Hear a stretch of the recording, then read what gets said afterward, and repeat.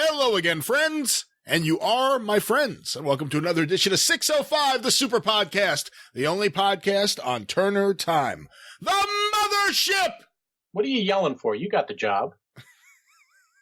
The best wrestling podcast on the planet, the most influential wrestling podcast, the only wrestling podcast that matters. Call somebody. I'm your host, the great Brian Last. It's me!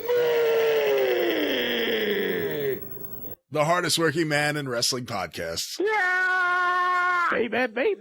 And boy, did I earn that moniker this week. And I'm very happy to welcome back to the co-host chair, maybe the most popular co-host, the wrestling humorist, my friend and yours, Scott Cornish. Yes, I've been dubbed the wrestling humorist. I'm like Garrison Keillor, except I'm funny and I don't have grabby hands. Well, okay, well that's allegedly. Let's not go too far here. Allegedly, grabby hands. And I can't say this about many people, but I'm better looking than him. Allegedly. Well, but before we go too far, I mentioned this has been a crazy week here at the top of the program, and I want to apologize to anyone experiencing any difficulty in accessing any Arcadian Vanguard shows. Our shows have been doing very well. Actually, our shows have been doing quite well for a little while, and we've had a big bump lately. And we have a lot of new listeners on this program, as well as the other fine programs on the network. And it caused our server to go apeshit. So now we're going to a much bigger, more expensive server. And hopefully that will cause everything to be fixed. But that's why several of the shows were offline. Several of them were not available for download or stream. The websites had some issues. And also why all of a sudden the 605 feed reverted back to 2016. But everything, by the time you hear this, should be fixed. And it's eaten up a lot of my time this week. And what a royal pain in the ass this was. But it looks like we're now on the other side of it. Everything's well. But I apologize for everyone for any delays or any problems with your normal podcast listening schedule. To make it up for you, here's a couple new sound bites. Don't drink the piss, Jake. Is it pharmaceutical or off the street? Scott, anything you'd like to say here at the top? Sure. Are you a sissy? Okay, I didn't know you were going to do that. What do you have hooked up right now? It's an app that I've probably had as long as I've had this computer. It's called Voices. Are you a sissy? Are you a sissy? One moment. I hope you die in next 30 minutes. A little Miss Spencer, okay. All right, very impressive. Very impressive. Any other show catchphrases you could do? You want it? Well. You're nothing but a massacre. Wait, hold on. I thought it was just modulating your voice. Is it making everything you say to the theme of Randy Savage's theme song? Pretty much, yeah. Wait, well, now you got to say another thing. Say, whatever. Wait a minute. It's not, I don't want to pull back the curtain too much, but this is actually stuff that I'm typing, and then this app does it out loud. It's not me speaking, but hold on just a second. I'll do this one. See how this will sound. Tell him in Mexican just to get out of here. I would have to type that, and that's a lot of work. I'll try it some other time, but just try this on precise. That's not my dad. That's not my dad? That's not my dad. That's not my dad. See, everything's to Randy Savage's theme song. Yeah, it is. It's called that. There's several different voices. Yeah. And how about a different one? Because this one's, a little creepy. I can't explain how. Let me see if I change it. Any women with British accents or anything? Let's try Victoria. See what she sounds like. No. Hi, I am Victoria. No, just a dull voice. But. All right. Can she say that's not my dad? Totally awesome. What is she saying? Totally awesome. Oh. Totally awesome. All right. Totally awesome. All right. The show's bottoming out. Let's. Goodbye, Victoria. Okay. All right. Well, here we are. Like I said, crazy week. and just got crazier. How many minutes did that eat up? That's 5 minutes right there of the show. And here we are, God, Scott. we're almost done. Almost done. We have a packed show. I've actually been having a lot of difficulty in the last few weeks figuring out how to format the show because I have a lot of content and a lot of long content. So I've mentioned several things on the Jim Cornette show coming up. You'll hear several of them this week. Some of the segments will be next week. Some of them will be the show after that.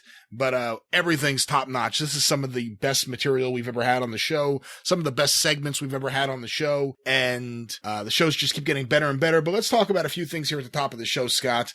How offensive to you is it that Moolah is being celebrated? Moolah's in the Hall of Fame, but the Moondogs aren't. Now that, my friend, is a crime. I don't subscribe to that idea that one person's inclusion cancels out somebody else, but the Moondogs were so great. I'd campaign for them any day. Who's your favorite Moondog? The early iteration of the first tag team Moondogs in the World Wrestling Federation, Moondog King, Sailor White. Actually, though, that wasn't... I mean, Moondog Maine was obviously the first, but in terms of that next batch of Moondogs, after Moondog Maine died and they didn't worry about him suing for intellectual property violation, that next batch of Moondogs, do you remember the very first one to show up? Yeah, it was Randy Colley. Strange that he was a collie and he became a Moondog. But Randy Colley, when he first showed up as a singles wrestler, I believe managed by Albano, under the name Moondog Hawkins. And he didn't quite have he had the shaggy hair and beard. I don't think he had the, what later became, shirtless and then torn up acid washed jeans look. He was dressed like they became dressed like house painters. That's right. That's really what it came down to. But it later became Rex and King under the management of Captain Lou Albano. But yeah, we almost bypassed talking about Lonnie Main. I watched some Moondog Main stuff last week and was just marveled at what an unusual, strange character that was. And he was in the WWF wrestling Pedro for the title back in 72, 73. He went way 73. Back. But are you familiar with the homeless street singer Moondog that did all the weird records back in the 60s? Yeah, I believe that's actually where Lonnie Main got the name from, correct? When you see pictures of him, he was I believe a homeless guy that was a fixture all around New York. He was always set up near the New York Public Library. And if you see pictures of him, he's got the big, long beard. I'd say it's the equivalent of like handsome Jimmy Valiant's beard or Johnny Legend, if people know Johnny Legend, that big, long, crazy beard. He was a blind street singer. He wore these giant, weird horns on his head. And yeah, that somehow, I believe, is where they got the name Moondog and the sort of that bearded, crazy Moondog image. It would have been wonderful if they had taken one of his completely insane records and used that as entrance music, but that was sort of ahead of its time. This is probably, I probably answer the question by asking the question, but did Alan Freed take the nickname Moondog from the street performer Moondog? That's a good question that I don't have a good answer for. I don't think he goes back that far. That's possible, but I think he was more of a 60s character, so I think Freed's Moondog radio show went back further than that, if I'm not mistaken. And if I am, then screw it. Somebody will tell me if I'm mistaken about that. Well, speaking of Moondogs, I saw a picture the other day. I guess Jerry Lawler did some sort of event. Did you see this to celebrate the anniversary of his barbecue restaurant? I did. I only saw pictures. I didn't see the actual match. But yeah, he wrestled somebody called the Moondog. At this point, they've gone through every possible dog game they could over the years. Even in Memphis, there have been like a Moondog. The ones that we know, Rex, King, Spot. Cujo. Spike. Yeah. Cujo. Fifi. They did use Dan Van Hoffman as Moondog Fifi. They used a guy who wore the pants, who was the big black dog. That's right. So they ran through every possible dog name. I've even heard ridiculous ones on independent shows like Fido and Rover. The one in Smoky Mountain, I think it was Spot, the veteran. Yeah. And his partner was a very short-haired. He was a short-hair breed. This big heavy-set guy who was Moondog Splat. But there's one that Lawler wrestled. I think was just the Moondog, and was hilarious to see that's right up there with Doink. That's one of those gimmicks that is just always going to live as long as there are independent small promotions throughout the South or wherever. Yeah, but a little disappointed that they can't come up with a proper surname like Moondog Swami or something like that. I wish there was a infestation of Moondogs all across independent wrestling right now. Just multiple Moondogs popping up and getting involved. That would be the greatest thing that could happen. Well, when you see that Moondog guy that Lawler wrestled, that looked like the most bootleg fucking wrestler I've ever seen. And no disrespect if he's listening or anything, but I saw his picture on the flyer before I saw the pictures of the match in the rain outdoors in front of 20 people. I saw the flyer picture and I said, who the hell is this guy? Because you don't see too many guys pop up who look like they're about 45 years old, bald, long white beards, shirtless, wearing cutoff jeans. You're like, who's this guy? How do I not know who this is? There was a period of time, though, just a year or two ago, or a couple of years ago, where the guys that are working the Moondog gimmick could have done a Duck Dynasty gimmick. If somebody seized on that incredible idea, I'm not aware of it. But going back to the original team of the Moondogs, did we ever discuss what I think is Lou Albano's greatest line ever? I don't know. Captain Lou Albano was managing the original Rex and King, the original team of the Moondogs that he had, Rex and King, and they won the titles from Garea and Mantell, and had a run with the titles. And Lou Albano slowly morphed into a Moondog himself. He was wearing the acid-washed painter's jeans and that kind of thing. But there was some legal problem. Maybe you remember exactly what the issue was, where Moondog King, who was from Canada, from Newfoundland, couldn't come back into the States, so they had to replace him, which is where they got Larry Latham's spot to come in and join the Moondog teams. And if I'm not wrong, I think he actually may have made an appearance or two before they got rid of King.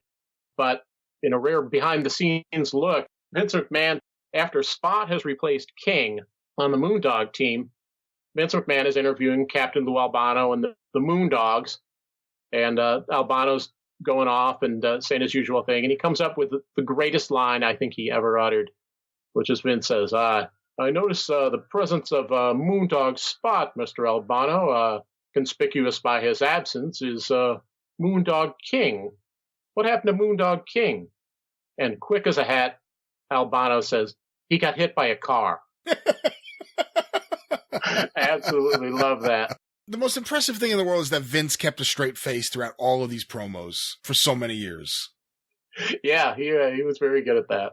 Well, on that topic, let's move on here with the show, because I want to play something where someone doesn't do that. This is a perfect transition, so I'm going to take it. Got 15 more minutes on the Moondogs if you need.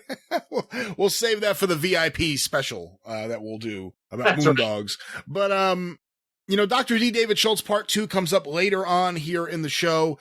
Everyone talks about that promo that he did in the AWA with Gene Okerlund. It's gone around so many times, all in awful quality, of him standing there talking about wanting a woman in San Francisco, but he can't find a woman because they're all men dressed like women, and Hulk Hogan likes that. And Gene Okerlund loses it and turns, and the camera zooms in on Schultz. And there's something so funny about when Gene finally breaks. Because there's something about Gene Okerlund that when he breaks, it's the funniest thing in the world. I found this other promo. A few people sent it to me, and I finally watched it, and it's incredible. Because once again, it's David Schultz and Gene Okerlund. This is May 1984, the WWF local promo, and he's with Dr. D. David Schultz. And there's a couple things. Because you're not watching it, you're listening to it. The point where he breaks Gene up and that the camera zooms in on Schultz and Gene has to turn away is when he starts talking about who his mother lives with. Just so you know, Scott. And the other thing I want to mention is this is maybe the only promo I know of that kind of points out that Sergeant Slaughter was a bullshit serviceman. They never actually served a day in the military. Just listen to the way Schultz deals with this. It's kind of hysterical. Let's listen to this promo right now. Coliseum Monday, June the 4th. Come on in, Dr. David Schultz, if you would, please. Notwithstanding the big match between the Iron Sheik and Sergeant Slaughter, you've got a crack at the former Marine prior to that out at the Cape Cod Coliseum. You know, I'd give anything in the world to get my hands on him before the Sheik got his hands on him. You're going to do it. Because after the Sheik gets his hands on you, boy, or after I get my hands on you, ain't nobody going to want you anymore. We're going to make mincemeat out of you, boy. We're going to make dog meat out of you. We're going to beat you up so bad, and you're talking about combat boots in Vietnam. I never seen a soldier in my life while I was in Vietnam wear steel-toed combat boots, you idiot. It rains a lot there. You're a goof. You ain't got everything upstairs. But Cape Cod, wherever that is, I'll get there. You know, I've got a good friend of mine who lives out there. I don't care if your whole family lives there. I don't care if your mama lives there. I don't care if your daddy and your mama lives there together. I don't care if your mama lives with another man there. I want Sergeant Slaughter there. And I don't care if you bring your mama with you, Sergeant Slaughter. I'll slap her like a dog. And I don't care if you bring your daddy. I'll beat him like a dog. Now, see, I just don't care. You know what I mean? I believe there's an Well, attitude bring your problem family there, with you. yes. I believe you got the problem. I don't have You any- look like you got a problem. You're getting thin on the head. You're ugly. I don't like you. You got a bad, manners.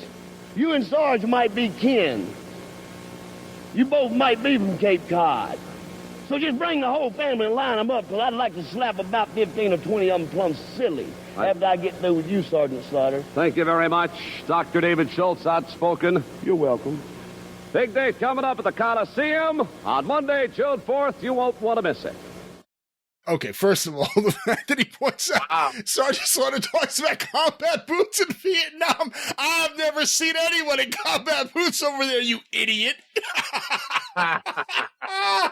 Oh, man. And then, when was the last time a heel wrestler threatened to beat up the mom and dad of the wrestler that he's going against? Oh, there aren't any promos like that anymore, man. Where was Okerlund going with that?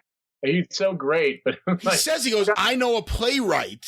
And then Schultz cuts him off. What playwright lived in Cape Cod? I mean, I'm sure many have, but is there anyone who Gene Okerlund would actually be familiar with?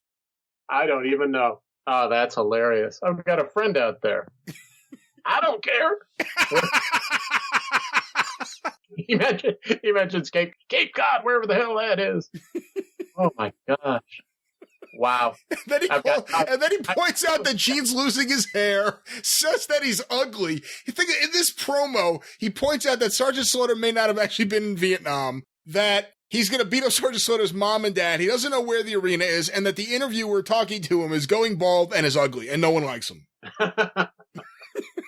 And that aired. Yeah. Not the last half of the interview, just berating Gene, and that's fine. Yeah. The way he calls him a goof. Let me see if I can find that one part again. Bad boots in Vietnam. I never seen a soldier in my life while I was in Vietnam wear steel-toed combat boots, you idiot. It rains a lot there. You're a goof. You ain't... It rains a lot there. You're a goof. Well, Sarge brought that on himself. I remember those local promos where he was deeper into the military mode, where he'd always, I can't hear you, and the drill sergeant things. And I remember one time a localized promo for a match he was having with Pedro Morales in Utica. And he says, you sound like one of those guys that used to be in my corps back in Vietnam. We used to say to him, Gonzalez, run 5 miles, full pack. Years later, that those boastful statements would come back to haunt him. Not like it haunted Gonzalez. Poor Gonzalez. It won't bring back George Zip. Well, anyway, let's move on with the show here. We're having a lot of fun here, but we have a lot of things coming up. A few other notes I want to say. Once again, next week on the show, we have a few things. I got to figure out how I'm going to format everything, because we're going to have John Hitchcock is back with another Front Row Section D. That'll be coming up soon. We have several segments with Jeff Walton. One, I believe, will be on this week's show. We also have a segment I did with Kurt Brown, our friend Vandal Drummond, who just had his birthday. Happy birthday, Kurt. Happy birthday.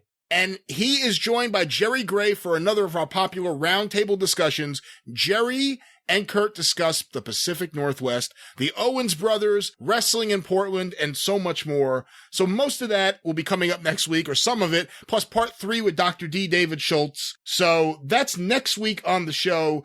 And Jerry Gray's not on this week's show, but I do want to remind everyone that you can go to tinyurl.com/GoFundGoldenBoy and contribute any amount of money to help Jerry in his ongoing fight with stage 4 cancer. Paying for the doctors is a lot. His funds have been depleted. He's not a guy who spent his money. He saved his money. It's been depleted battling cancer. If you enjoy what you've heard from Jerry on this show the last several weeks, if he's made you laugh, if he's made you think, if you've enjoyed those segments, please consider going to tinyurl.com/GoFundGoldenBoy and making a donation to help Jerry out.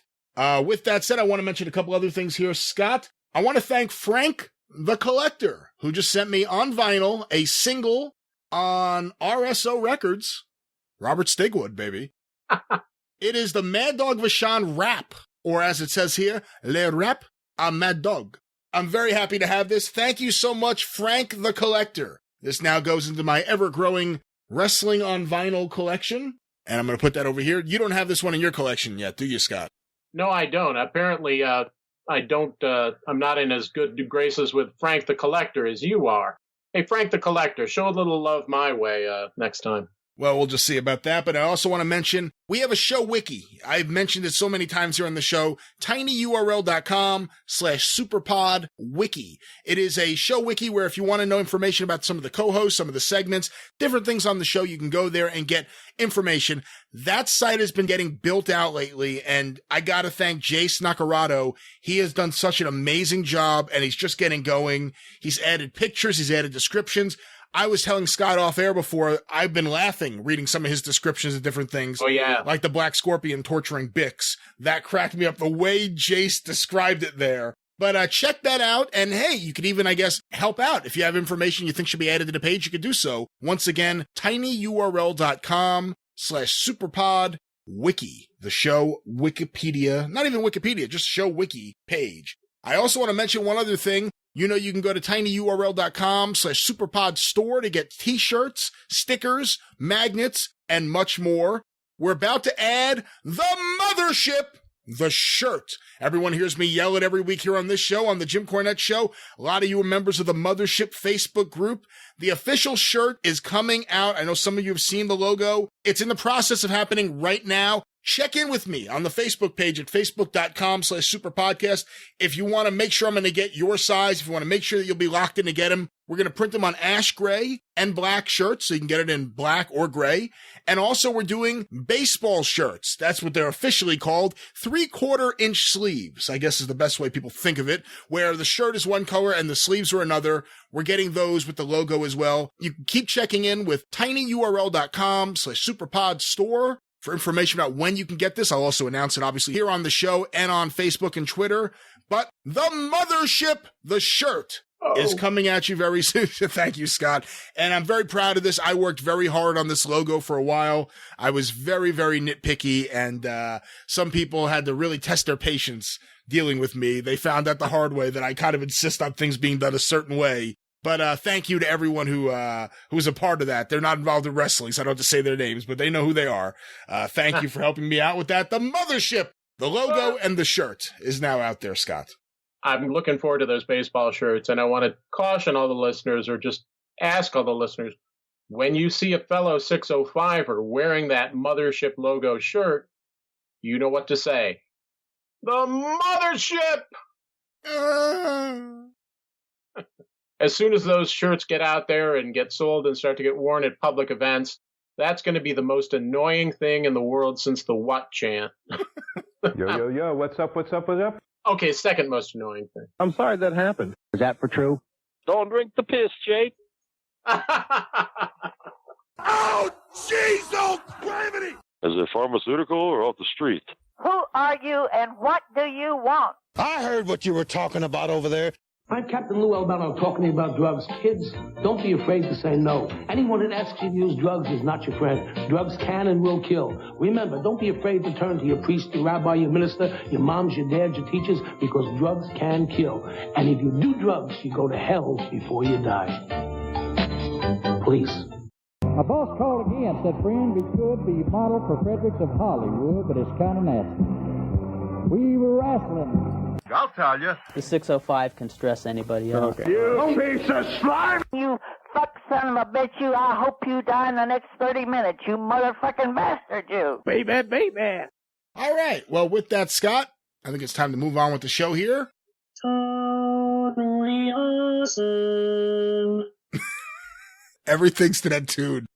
It's like how every Jimmy Hart song's to Blue Suede Shoes. Sorry to say it, but they're very, very simple. But anyway, let's move on with the show. And as we're moving on with the show, I want to tell you a little bit about our sponsor, the fine folks, the wrestling fans over at Ramsoar Records. And of course, you can go to ramsoarrecords.kungfustore.com. Enter the promo code 605 at checkout and save 20% on all purchases. So many people have gotten in touch with me recently. I saw several tweets actually in the last 2 days saying that they got turned on to different artists by hearing them during the Ramsoar spot here on the show. And that really makes me happy. So it's not just about a spot. You're actually getting turned on to good music. So thank you to everyone that's gotten in touch with me. And I'm about to turn you on to something else really cool. I talked about the National Reserve a while back when Dolph Ramsoar first signed them. I told you about them. I even played a little bit of music. Let me play a little bit of more music right now while I talk here. Hopefully it's not too loud in everyone's ears. But their debut full-length album, Motel LaGrange, finally will be out on May 11th on Ramsoar Records. You can pre-order now on CD, LP, and digital download from Amazon, iTunes, and the official web store, thenationalreserve.kungfustore.com. For nearly half a decade, the National Reserve has spent its Friday nights lighting it up at a Brooklyn bar, winning over barflies with epic sets and a remarkable breadth of songcraft and showmanship. Now, with their stunning new Ramsoar Records debut album, Motel LaGrange, the band has crafted a rich and raucous collection that instantly places them amongst Americana's finest. Its force, directness, and performance not unlike some lost recording unearthed from the golden age of 70s rock and roll. I dig the National Reserve. I'm happy to say I have an advanced copy of the album. I'm really digging it, and hopefully you're hearing a little bit behind me right now, and you are too. Once again, you can pre-order now, iTunes, Amazon, or thenationalreserve.kungfustore.com. Once again, brought to you by our friends at Ramsoar Records, RAMSEUR, Ramsoar Records. It's very hard to turn that off. I actually really like the song, and now I have to turn it off and continue on with this stupid show. But here we are. It sounds great. And I've got a lot of Brooklyn barflies that are friends of mine, and every one of them goes out and buys that National Reserve record, and you got a smash hit on your hand. You got a smash hit and a lot of smash barflies, more than likely. But as we move on here with the show, I want to go to this conversation I had with Jeff Walton. You're going to hear Jeff again on the show probably next week. But Jeff talked to me a little bit about 1983. This is a period of time where he would work alongside Vince McMahon and then eventually turn down Vince McMahon. But it's an interesting period of time. Vince is putting all the pieces together to go national, to attack the NWA, to try and get every piece of top talent he can get and monopolize wrestling. And one of the first things he did was try to monopolize the magazines. And Jeff was there from the beginning of that. Let's go to this conversation right now. Some of you from Memphis may remember him as Tux Newman. If you're a fan of Los Angeles wrestling, NWA Hollywood, the Olympic Auditorium, however you want to put it, you may remember him on air. Let's go to our friend Jeff Walton right now. I am very happy to welcome back to the Super Podcast a friend of the show and a man that people in Tennessee still hate, and that is none other than the man behind Tux Newman, Jeff Walton. Jeff, welcome back to the program. Do you think they really hate me in Tennessee? Nah, I'm sure it was just all talk. Okay. All right, I feel better now. I'd pay for that. The grits and the chicken down there are very good. Yeah, the payday's made up for the hate. Not to mention the pretty young women. Hey, there you go. Now we're talking. But and I can talk that way because I'm an old man now. So. Yes, that's right. You can get away with it with immunity. Get away with it. But what we're going to talk about today, Jeff, is something we briefly have touched on in the past, which is your involvement with Vince McMahon and the World Wrestling Federation right as the expansion is happening. Previously here on the Superpodcast, you had been on the show, and you talked about picking Vince up from the airport. You talked about Vince's deal with Michael Bell and how it ended up in the end not really being a deal for Michael Bell at all. But you talked about your involvement from that end. One of the things I've noticed, and recently I've been going through a lot of my old programs and scanning them and looking for information for research material, and your name, even though you're in the Los Angeles office, even before your involvement with Vince McMahon, your name was appearing in the Madison Square Garden programs. I just saw one recently, actually, from 1978, building up the debut of Roddy Piper. And we all know the story. Roddy was going to get a run with Backlund of some sort and got screwed up. And that's why Pat Patterson had 4 matches in a row at Madison Square Garden against Bob Backlund. But the article introducing Roddy Piper to New York is written by Jeff Walton. So let's start at the beginning. I know you worked with the magazines before you even did the programs. When did you first start writing for the magazines? I started writing for Wrestling Review magazine in 1961. And that was for Stanley Weston. And then he soon sold the magazine, and the editor was Lou Eskin. And what I would do is I would write a bunch of stories, and I would take pictures at the matches. And my pictures, of course, weren't that great, but they used them. And I would get paid $25 for every story that I sent in.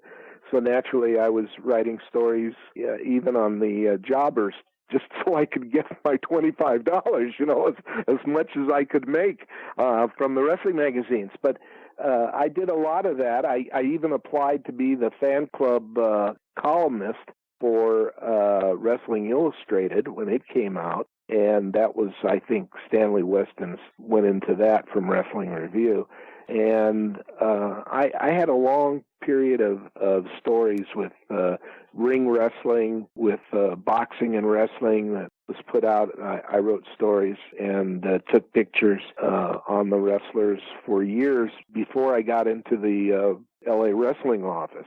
And once I got into the LA Wrestling office, I wrote stories for the magazines, but not as much because I was learning the business and from the inside, and that was more important at the time.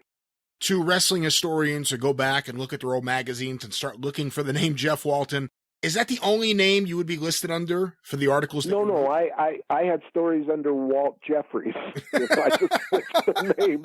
But because, look, $25 was $25, and if I could do it under another name, So that's what I did, and it didn't put me through college, but it helped me when I went out on dates, And you certainly learned how to write a good wrestling article. And let's now fast forward all these years later. You're in the Los Angeles office. And let's start with this specific program, late 1978, building up Roddy Piper, coming into New York. What was your relationship like at that point with both, it wouldn't be Vince McMahon Jr., but really the New York wrestling office, but also with Norm Keitzer and the publications he's putting out, because he's the one doing the programs for the McMahons? Oh boy, well, it's kind of a long story, but I'll try to shorten it a little bit. Norm's a wonderful person and a really great guy. And what happened was that Mike LaBelle and Vince McMahon Sr. became very close. I mean, close so that every day Vince would call Mike and give him the figures for the Madison Square Garden shows, how they were doing every day leading up to the big show. Every day? And yeah, every day, wow. Every day. And they would talk about all kinds of things. At one point, Mike asked me to get the visas and things for Vince Sr. and his wife for Japan, which I went and did. And at the same time, Vince would say, look, I want to see how Roddy does here, and can you let me have Roddy for Monday? Well, we only had a small little town for Roddy to work in, and it would be better for him to work for Vince on Monday at Madison Square Garden and make whatever they were making, which was a lot more money. And so he'd say, send me a story on Roddy Piper's background or whatever so I can put it in the program. And Vince Sr. worked with Norm in Minnesota, believe it or not, because Norm would print the programs very, very cheap, and it was a lot more expensive to do it on the East Coast. So Norm would get all his stuff from Vince Sr., and then it went into Vince Jr., because at the time it was a standard thing to order programs for all the cities and territories in the Northeast. And what happened was the Olympic, of course, was still running, but things weren't going good. So I got in touch with Vince Sr., and Vince Sr. said, yeah, why don't you come out and meet my son, Vince Jr.? He's handling everything, and maybe you guys can work something out. Senior said, Junior's handling everything now. And Junior, of course, still didn't have all the territory. He had to buy out Skoland, Monsoon, maybe it was Zacco, yeah. Anyway, this was before that, and so I went there, and I was there one day, and Ed Cohen, who was doing the booking of the buildings, and Howard Finkel, who's still there and still working for them, Howard picked me up at the airport. And Howard said, what are you going to be doing for Vince? I think he was a little nervous that maybe I was being brought in to do something, over him. And I said, well, I think it has to do with the magazine. So when I got in there and I met with Vince, Vince said, I'm doing magazines with Norm Keatzer out of Minnesota, and my father actually set that deal up, and I don't want it. I don't want that deal. I'm not too crazy about Norm, and I want to do my own program, and I want to do our own photography, and I'm going to stop all these other photographers from coming in and taking pictures. We're just going to have a WWF photographer, one guy. So I also recommended Theo Arrett, who is a brilliant photographer out here, to come in and take photos exclusively for Vince. And Vince was thrilled about that because he knew Theo's work, and he said, I'll have him move out here, and we'll set him up with a big shop with all the equipment he needs, and he can do all the pictures for us and everything. And I said, let me talk to him when I go back. So anyway, he said, can you do the magazines? Can you do me a magazine? And just before it, I was working for Norm and doing stories for his programs. And what I did was I said to Norm, I said, let me do a Madison Square Garden program. So I completely redid the Madison Square Garden program, putting Buddy Rogers and Snuka on the cover. And I took the pictures, I changed them, I just made them pop out. I did the stories, on all the guys instead of a lot of the ads and stuff that they had in there for trading cards, for AWA trading cards and stuff that didn't make sense for the WWE in the Northeast, F in the Northeast. And I get a call from Vince, and Vince says, damn, he says, I saw your Madison Square Garden program. It's terrific. It's 100% better than Keatzer's been doing, so I'm definitely telling Keatzer. Yeah, and he says, I want you to come here, and I want you to do the programs, and I want you to do a magazine for me. So I flew back to Connecticut, to Sanford, and he sits me down in a conference room with his wife and everybody else, and he said, I want you to come up with a name for our wrestling magazine. No, wait, I'll come up with a name for our wrestling magazine. So he calls it WWF Magazine, plain and simple. Wasn't it Victory Magazine? Well, yes, it was. That's what I told him to call it, Victory Magazine, and he liked that. But then he decides, I'm going to call it WWF Magazine. And what happens? The World Wildlife Federation sees this, and they said, you can't use that. You have to change it. So we changed it back to Victory Magazine. Now, I had a feeling that was going to lead to trouble down the road, and it did, because he eventually had to change WWF to WWE. But that's another story. Anyway, so I start doing the magazine, and I come out with 2 issues. I write everything in the magazine. I write all the stories. I put phony names on the stories. But I just did the whole thing. I put it together. I send it back east. They print the magazine. The magazine does tremendously well. I do a second issue, and he calls me one day and he says, Jeff, he says, you know what? I can't work this way. I need you here in Connecticut with me. I said, well, he says, there's no ifs, ands, or buts. He says, I've got tickets for you and your family to come to Stamford tomorrow morning. I said, Vince, I said, I'm so sorry. I said, I have a home here. Well, you sell a home. You sell a home. That's no big deal. He says, I'll put you up here in Stamford. We'll get you an apartment. I said, look, my wife works for a big retail company. She's a buyer. I said, I've got my kids in school. I said, there's no way that I can just pick up and leave and be in Stamford tomorrow morning to stay. So he says, then we're going to have to try to come up with something else. He says, I'll get back to you. And he slams the phone down. And I knew that was kind of, he was pissed. He slammed the phone down?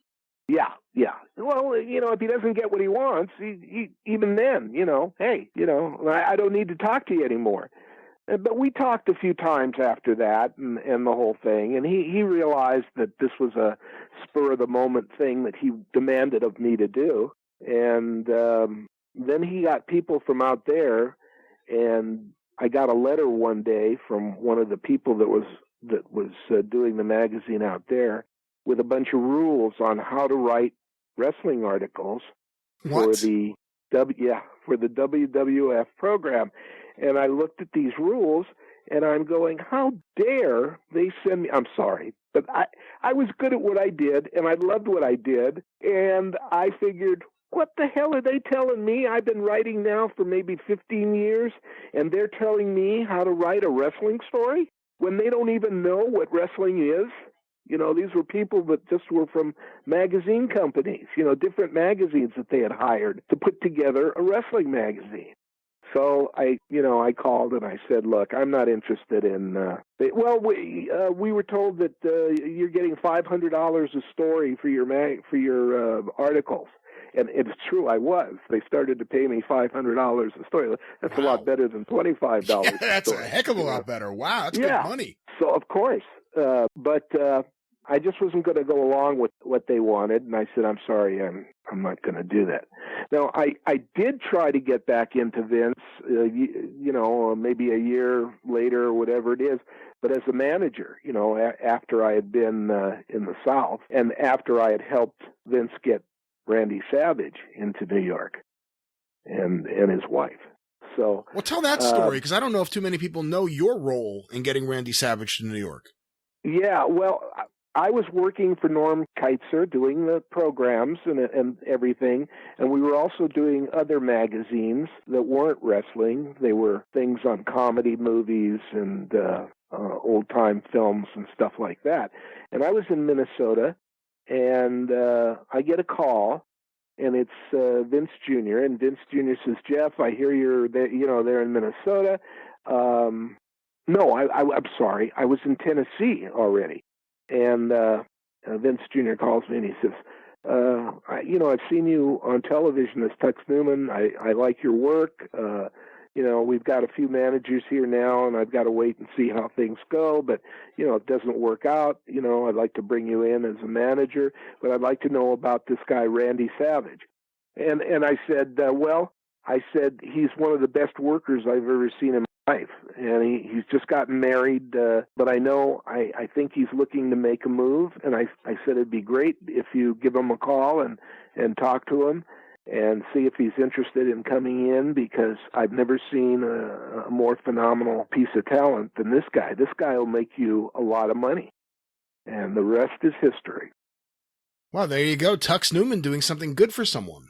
Yeah, well, Tex Newman wanted to do something good for himself, figuring he could go in as Tex Newman. At the time, there was no idea that, his wife would be a manager or a valet for him, because she was like a mouse, at that time. She didn't want to be seen. She didn't want to be heard. All she wanted to do was travel with him and enjoy being his wife, So being in the wrestling business at that time was the farthest thing from her mind.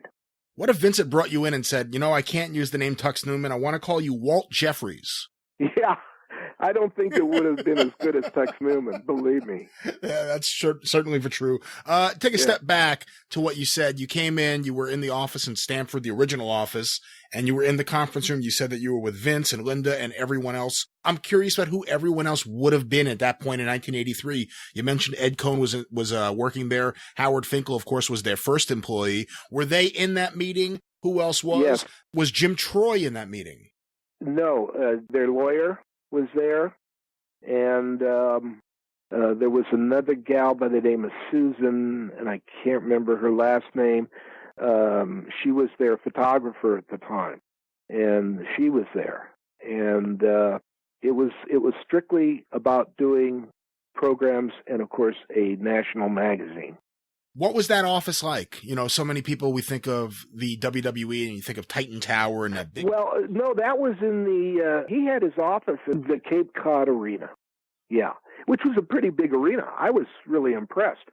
And it was inside the arena, and you went through a door, and you were in a hallway, and you stayed in that hallway until the inner door buzzed. When the inner door buzzed, you went into his office, and he recorded everything anybody said to him. Wait, I've never heard that before. Vince was recording conversations? Yes. And you knew this? Yes. I mean, he didn't hide it. He said, I'm going to record No, he didn't hide it. He said, do you mind if I record our conversation? And I said, no, not at all. I mean, what was I going to say to him, and what was he going to... Either he was going to hire me to do whatever he wanted me to do, or, adios. Interesting. Yeah, he was always very careful of what he said, and he listened very intently to what you said. And then that night he invited me to his home because he said, I want to talk to you about some other plans I have. And I went to his home that night. I bought Stephanie a doll because she was 7 years old at the time, and I bought Shane a bowling set, which he loved. And of the two, Shane was just a terrific little kid. And she was, 7 years old, And I sat there with Vince, and he said, I'm going to tell you something that I really haven't told too many people. I'm going to go with a national expansion. I'm going to go into other territories, and I'm going to take over the other territories. And we're going to go national with this brand, and I'm going to be the only wrestling company out there. And that's why I want to do a national magazine ahead of time so I can get my brand out there. And I'm going to start very soon and very quickly, which he did. Yeah, it's everything he did. I didn't realize that Vince was like Nixon, that he was taping all of his conversations. I can't get past that. Oh, yeah. In fact, I'm probably pretty sure he does that still today. I mean, I don't know if, not on video, on audio tape, but somehow, that they do it. Wow, that is so interesting. When you took over, when you became the editor of the program, even though it was still for a brief period of time, still under Norm Keitzer, you became the editor. You replaced James Melby, who had been the editor before you, a wrestling historian. Everyone knows who that is. Was there any heat? Did you have any issues with the fact that you were taking over this operation when Norm Keitzer and James Melby had really been the key guys for so many years? Okay, yeah. Oh, yes, there was a lot of heat. First of all, with Jim. Jim and I were best buddies when I was in Minnesota and I was working on stuff. See, I wasn't working on stuff that he was working on, so there was no problem. And I really liked Jim, and I really got along with him really well, and we became very good friends. And, of course, everything after that, I think there was a little animosity that happened, but, they weren't changing. They weren't. If you have a copy of those programs and you look at the old ones just before I did the one with Buddy Rogers and Jimmy Snuka, if any of the listeners are listening and have those programs, you'll see the difference. And you'll see, and not to toot my own horn, the ones I did were a lot better. But I had been doing programs for the Olympic Auditorium for years, so I had a lot of experience doing that. Jim was a historian, and he loved to know, he loved to put facts in there, and he worked a way that not only Keitzer liked, but Verne Gagne as well.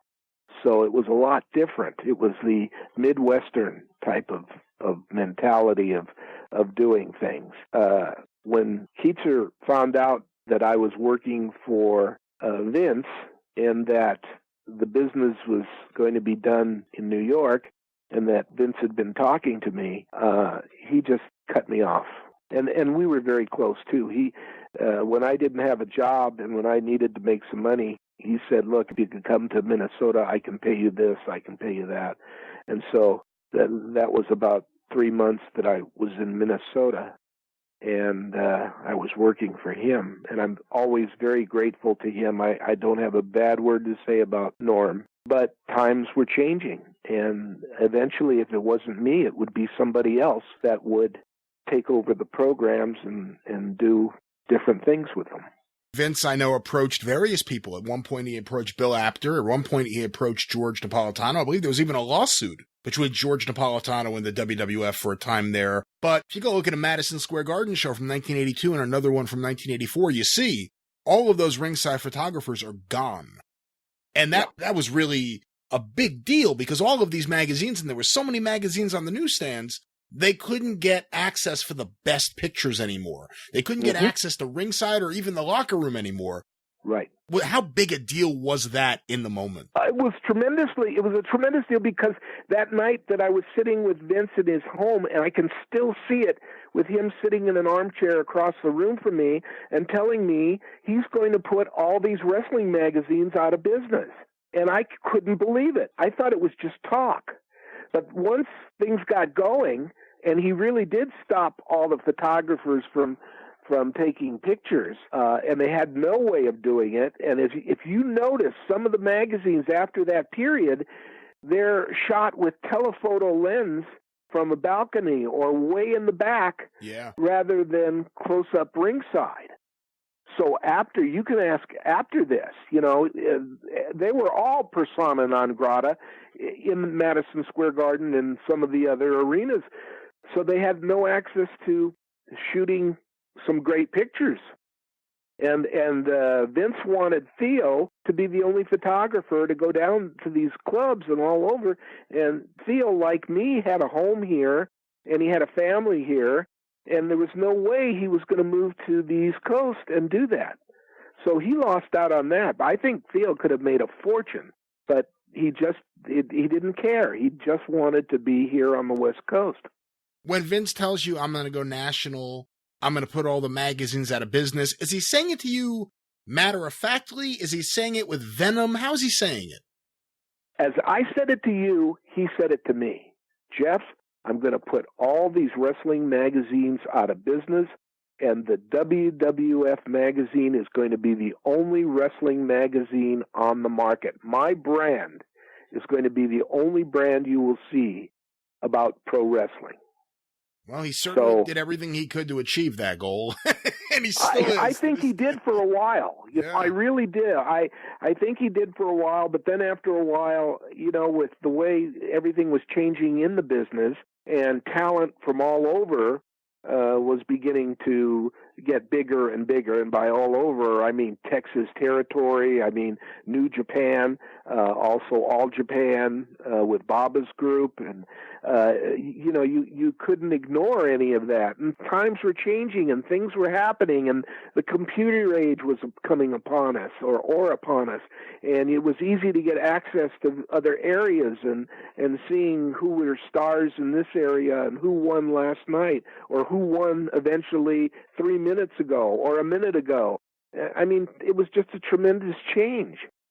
Right around this period of time is right around the same period of time where Jimmy Snuka has his incidents. There were obviously 2 incidents that gained a lot of publicity. The second one resulting in the death of Nancy Argentino, who was his mistress at the time. What were you told, if anything, about the status of Snuka? And from the best of your knowledge, how did they see Snuka? Did they see Snuka as a problem that they couldn't run with?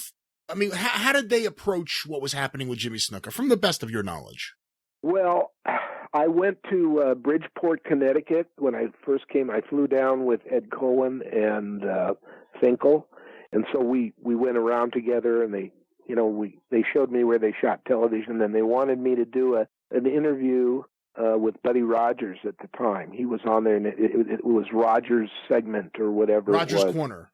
Rogers' Corner, and they told me, they said, be careful because Buddy will try to upstage you. We want to get out the fact that you are the new editor of our magazine, and so, you don't let him upstage you. And, of course, I had been doing wrestling and all that. I knew that wasn't going to happen. And then I had to be there for the whole day. So what I was doing was I was going around the dressing room and trying to get information on the guys for the magazine. And, in doing so, you talk to the other guys and you see what they're saying and the whole thing. And what I had heard at the time is that Snuka was, he was bad news, in so much as that he was always late to the arenas, but Snuka was also their number 1 draw at the time. Yeah. He had been working with Buddy Rogers. Buddy Rogers was helping him to get over. So he felt that he was their number 1 draw. So it was an ego thing with him. Now, when I talked to him, he was a very civil and a very nice guy. But a lot of other guys told me, watch out for him, and this is Vince's baby right now. But they weren't happy with stuff that was going on with him, How was the locker room? Because they must be as confused as anyone, because there's no way Vince is just opening up to everyone. So they're sitting there and they have to kind of guess what's happening. But what they know is we're going into other areas, because at this point, WWF starts going into Ohio, which is head-to-head with Georgia Championship Wrestling. WWF heads into Los Angeles. WWF starting to make their moves into San Francisco, which Verne Gagne is now occupying after Roy Shire closed up shop. So Vince is doing things, and he's also about to be on cable television on USA. He already has WOR. He's a year away from getting TBS. In that locker room, do guys know that Vince is trying to do this, or guys confused as to what's going on? What are they thinking? No, I don't think anybody was confused. I think everybody was happy because they were making money. They were going to areas and making much better money than they were making before, because before they were going to Coney Island, or they were going to Bridgeport, or they were going to, you know what I'm talking about? They were going, like Spot out here, shows. they were going to smaller cities, and then of course the big city was Madison Square Garden, or the Cape Cod Coliseum, or Boston, Nassau, Philly, or whatever. yeah, Baltimore. Yeah, and Philly, and wherever, the Spectrum or whatever. So the more bigger arenas they had, the more money the guys were making. And Snuka was drawing people in, and they were making big money. There were no beefs. There was never a beef. And in fact, even out here years ago, when guys were, there was never really a beef that I heard of from the guys that they weren't making good money, but you tried to make even better money. When Mil Mascaras would come into this territory and work for 2 weeks in all the clubs in the territory, I was thrilled to death. Why? Because I got a percentage of what he drew, and he would draw very well, and I was thrilled to death. So, and only that, and it was the same thing with having midgets or girl wrestlers or whatever. If you drew better with some of the other talent, everybody made more money. So I don't think there was that thing, but you could see that things were changing, and a lot of people were kind of skeptical that Vince would, that he could take over the way he was taking over. But once he would pay a TV station where they were bartering for the shows, he would pay. He would go in there and give them $2,500 a week for his shows and sign a contract for a year. And how did I know that? Because the very first thing he did was come into Los Angeles, and that story I told you where Channel 9, which is an affiliate of WOR in the East Coast, they took the show right away. because he paid them. And they didn't have to spend any money for any kind of remote or camera equipment, going out into an old barn and setting up bleachers and having shows like that. All they were doing was cashing checks. This was wonderful. And his product was good. So this was a time when things were beginning to change, and they were beginning to change in Junior's favor. Not that Senior was happy about it, because he had a lot of friends in the NWA, and he was a member of the NWA, and going into the various different cities and states and doing this was causing a lot of trouble. And I don't know if you remember, but there was even talk, hey, we got to get rid of Vince Jr. Yeah. There was talk. So you see that what he was doing was working. Was it the right thing to do? Yes, probably, at the time. I mean, if you're really going to have a wrestling promotion and make a lot of money, that was the way to do it. And he was very lucky. There he is, our friend Jeff Walton. Baby.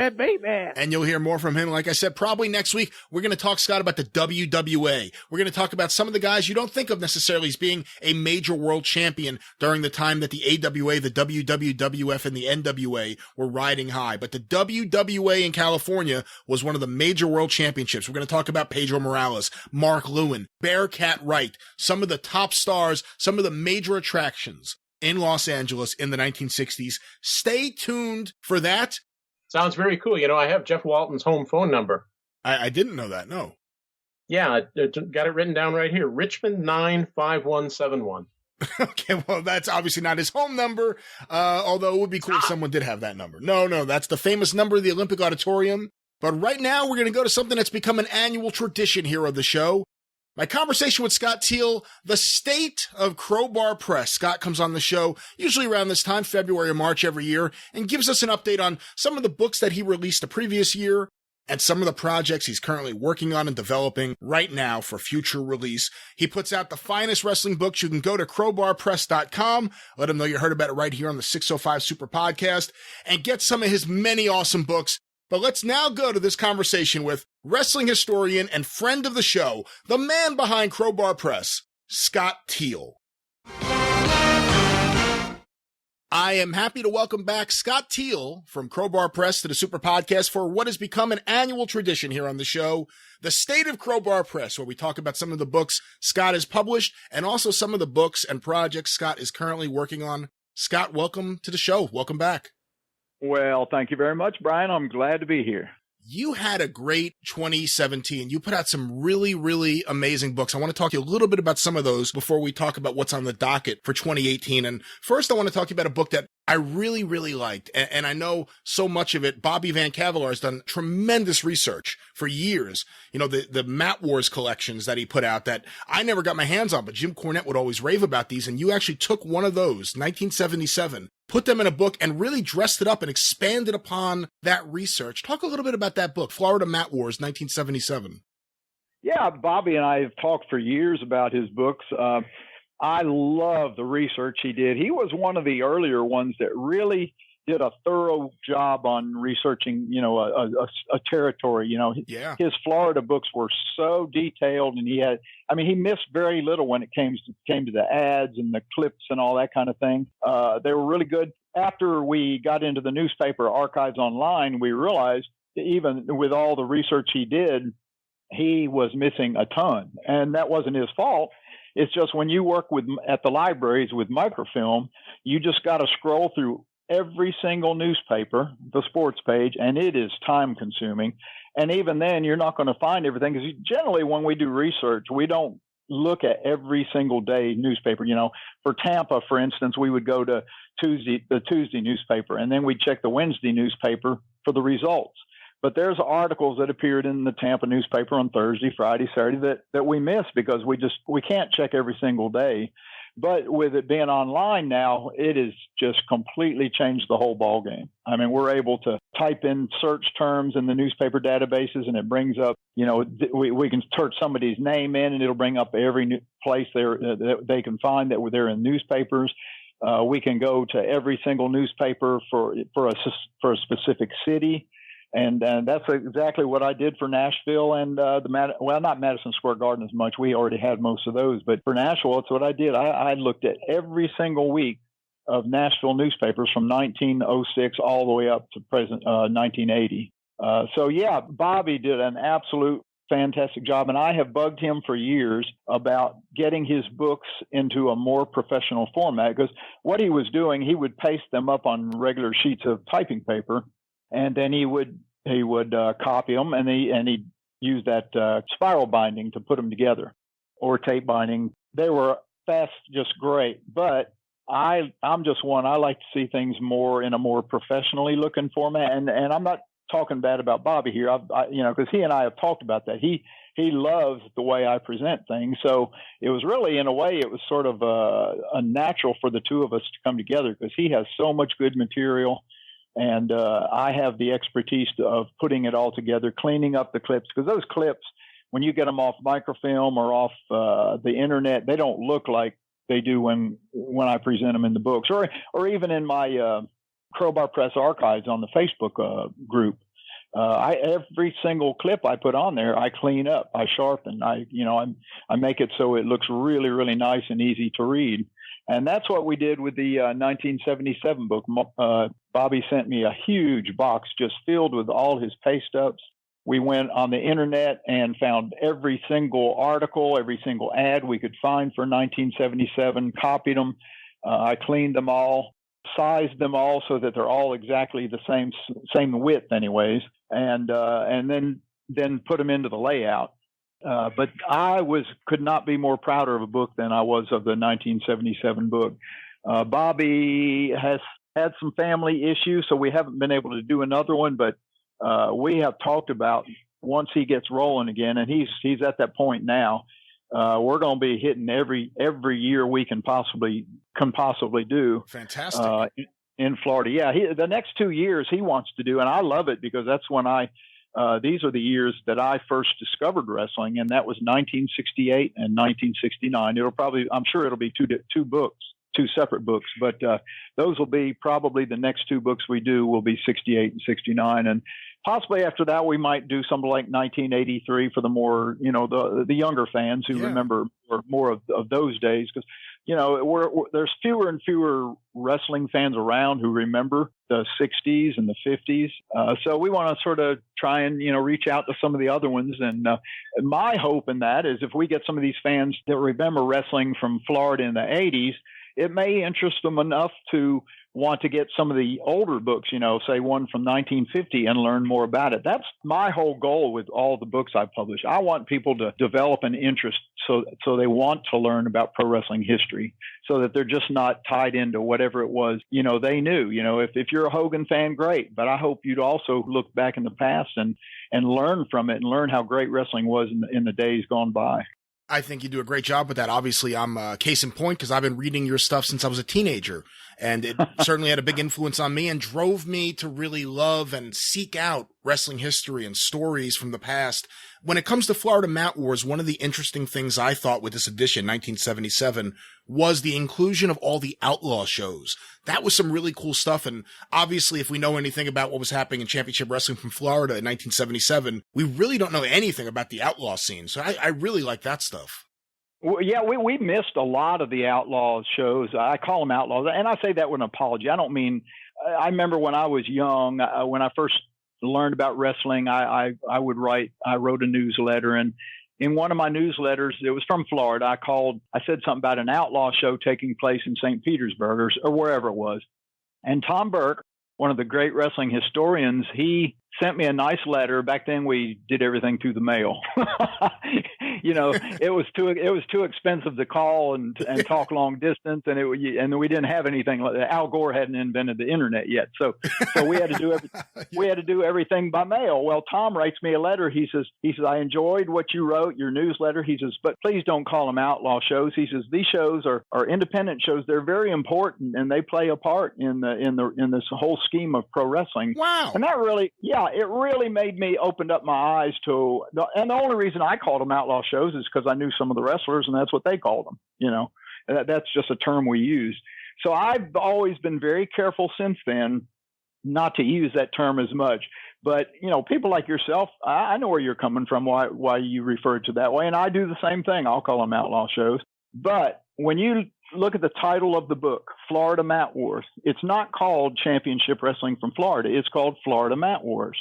And by including the independent outlaw shows, they were just as much a part of Florida Mat Wars, as Championship Wrestling from Florida was. And in a way, it's sort of cool because there was a war between the Outlaws and Championship Wrestling. I mean, they were always fighting against each other. The independents didn't do near, any business like the Championship Wrestling did. But we both Bobby and I felt like we needed to include every single thing we could find about pro wrestling, be it the smallest show we could find, included in that book. You mentioned that you guys are considering the next 2 volumes potentially being 68 and 69, and that kind of goes into my next question, which is about 2 of the books you put out last year, which were compilations of photography from Florida and, of course, from Southeastern Wrestling, and the Florida book was from 68 and 69. So talk a little bit about these books you've put out called Through the Lens, Through the Ropes, these photography collections.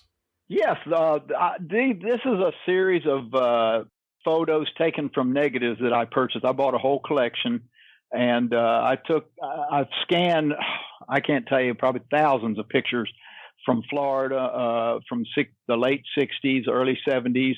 I also have Jerry Prater, who shot a lot of pictures in Tampa. And I'm a little confused on that collection because I'm sort of wondering if Jerry Prater had Ross. There was a guy that took pictures in the mid 60s in Tampa, into the late 60s, actually. His name was Ross Parsons. I never knew him. I don't know anything about him, but I do know he did most of the photography work. A lot of the pictures in Jerry Prater's collection look like the photos.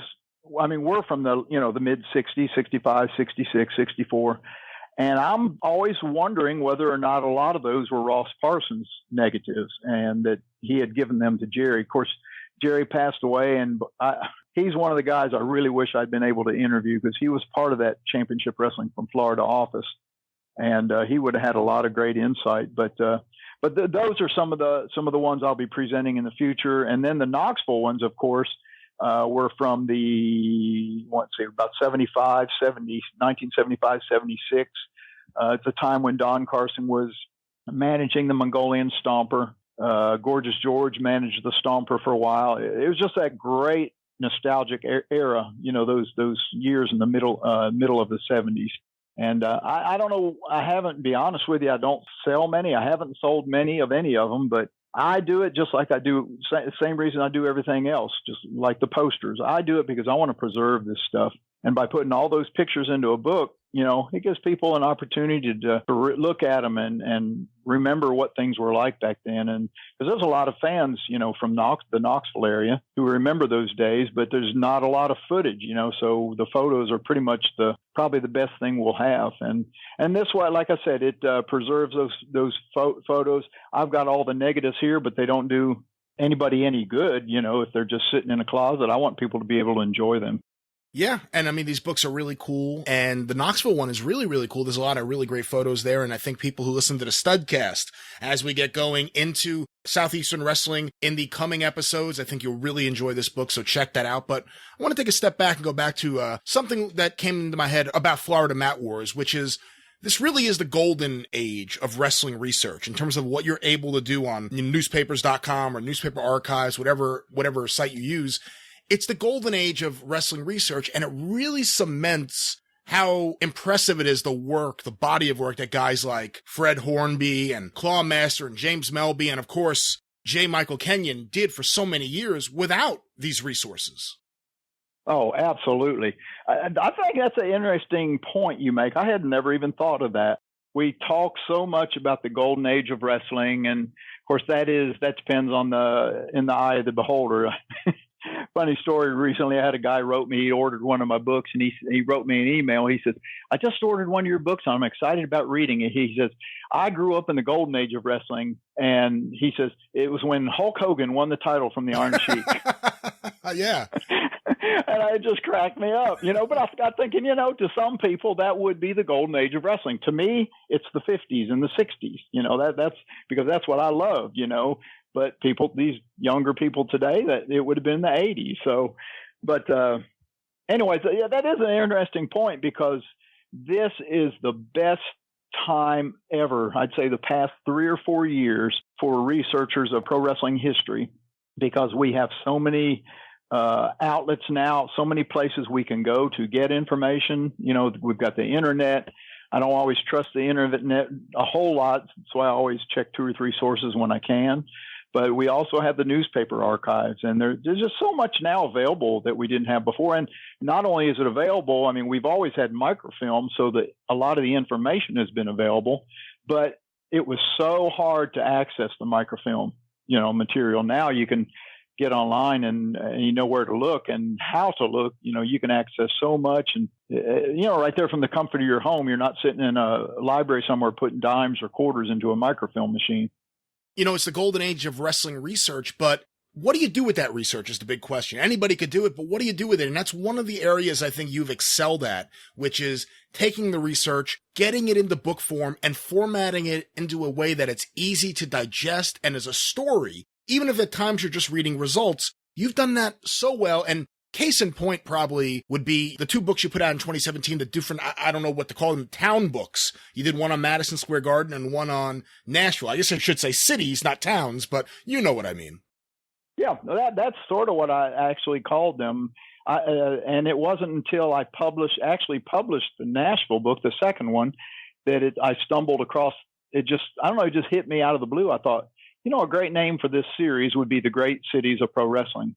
And that's sort of the way I refer to them now. On the same note, I have a guy that's named Jason Presley. What a researcher he is. I mean, this guy is great. He is tackling not just a city, but the entire state of Alabama. Wow.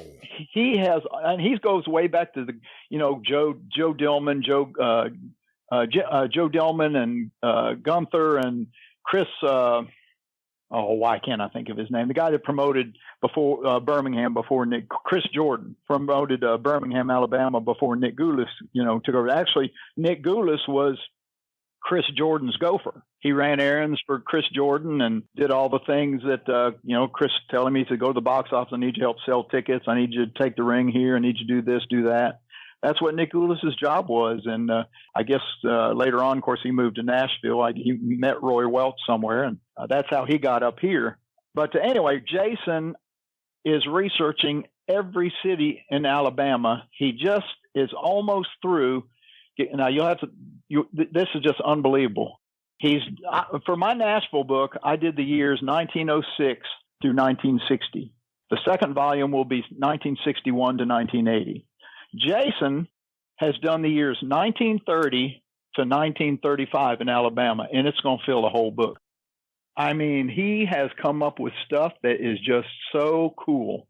And I haven't even seen it. He sent me snippets here and there asking questions, because he wants to know how to format it and, so that it's easier when I put it into the layout for me I don't have to do a whole lot of, finagling around.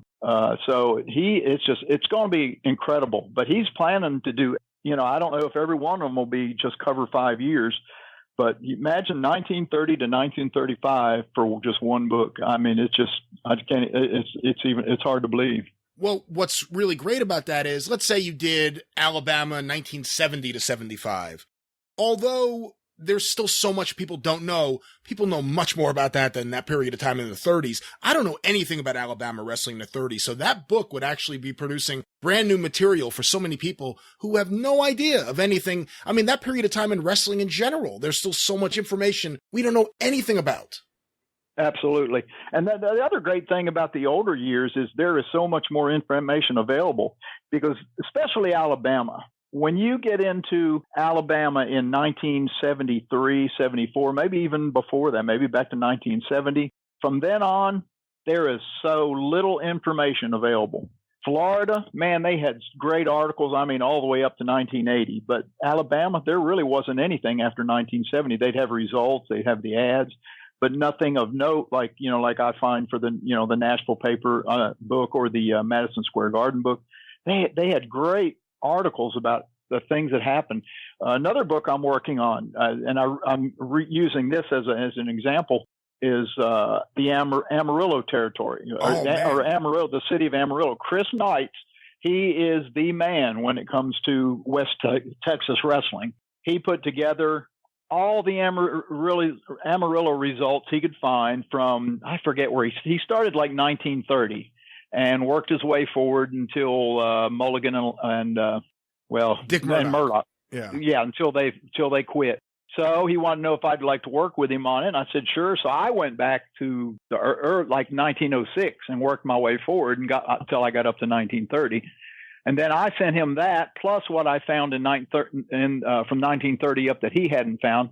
Well, what does he do? He goes out and adds pages and pages and pages of stuff that after I sent him what I did, that he found even more. And the Amarillo book, just the city of Amarillo, it's going to be 2 huge books. Oh, man. And it's not only articles, it's not only results, but a friend of mine named Chuck Thornton loaned me, I would say somewhere along the line of 250, 300 Amarillo programs from the 1940s up.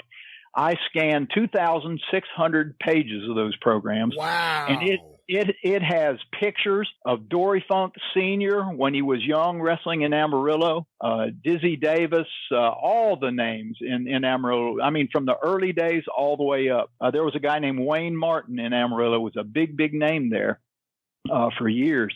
Plus Chris and I, we talk a lot about Cal Farley, who actually promoted Amarillo, but long before Funk Sr. took over, and then you had Dutch Mantell, the old-time Dutch Mantell. What an ugly guy that was. But this guy, I was so impressed because something I learned about through the Amarillo books, the Amarillo promoters have probably been the nicest, well, I don't know about nice, but the most generous promoters of any other territory in the world.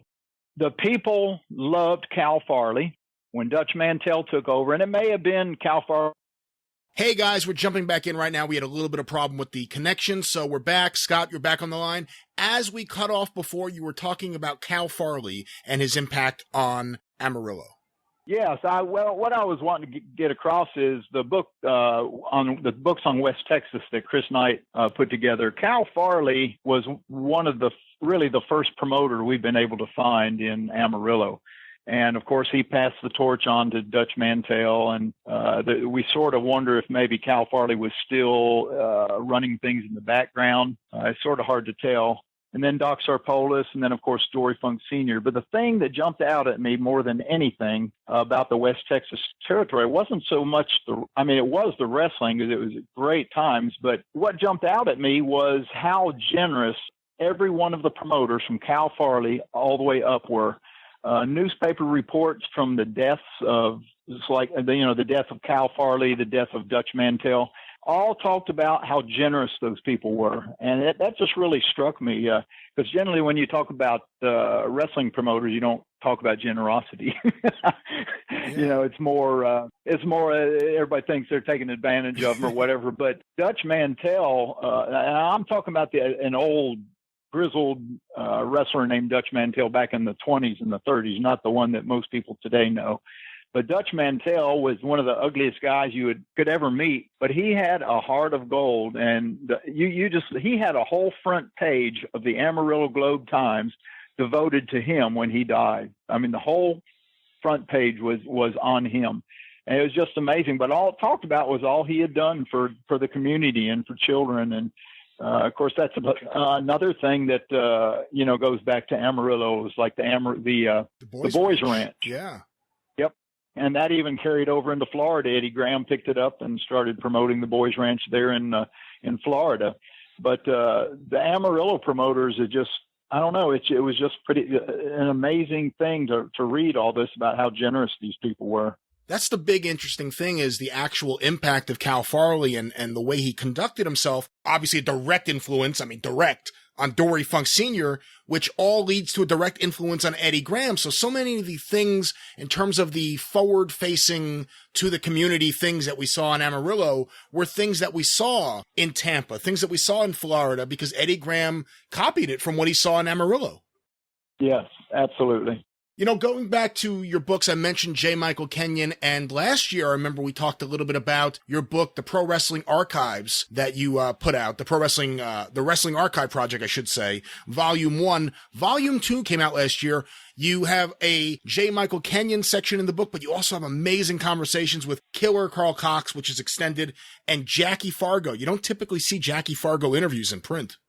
No, there's never been one. Jackie was one of, and Don was sort of the same way for a long time. A lot of the guys, somebody asked me this on, I posted a letter from Sam Muchnick that Sam wrote me back in, I guess, 98, 99, something like that.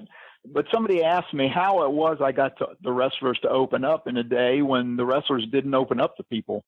Well, Jackie and Don were sort of the last of the dinosaurs when it came to opening up as far as, you know, talking openly about the business. I was lucky enough to have been in the business, worked for Nick Goulas in the 70s. So I went up and down the road with a lot of those guys, and they all trusted me to talk to me. However, some of them, even in the 90s, you know, they would talk to me openly. They'd answer anything I asked. But a few of them would say, you know, I really don't want this in print. You know, I'll tell you what happened. So I have tons of stories, you know, that guys have told me that I've actually got, you know, I recorded, but I've never released them because they didn't want me to.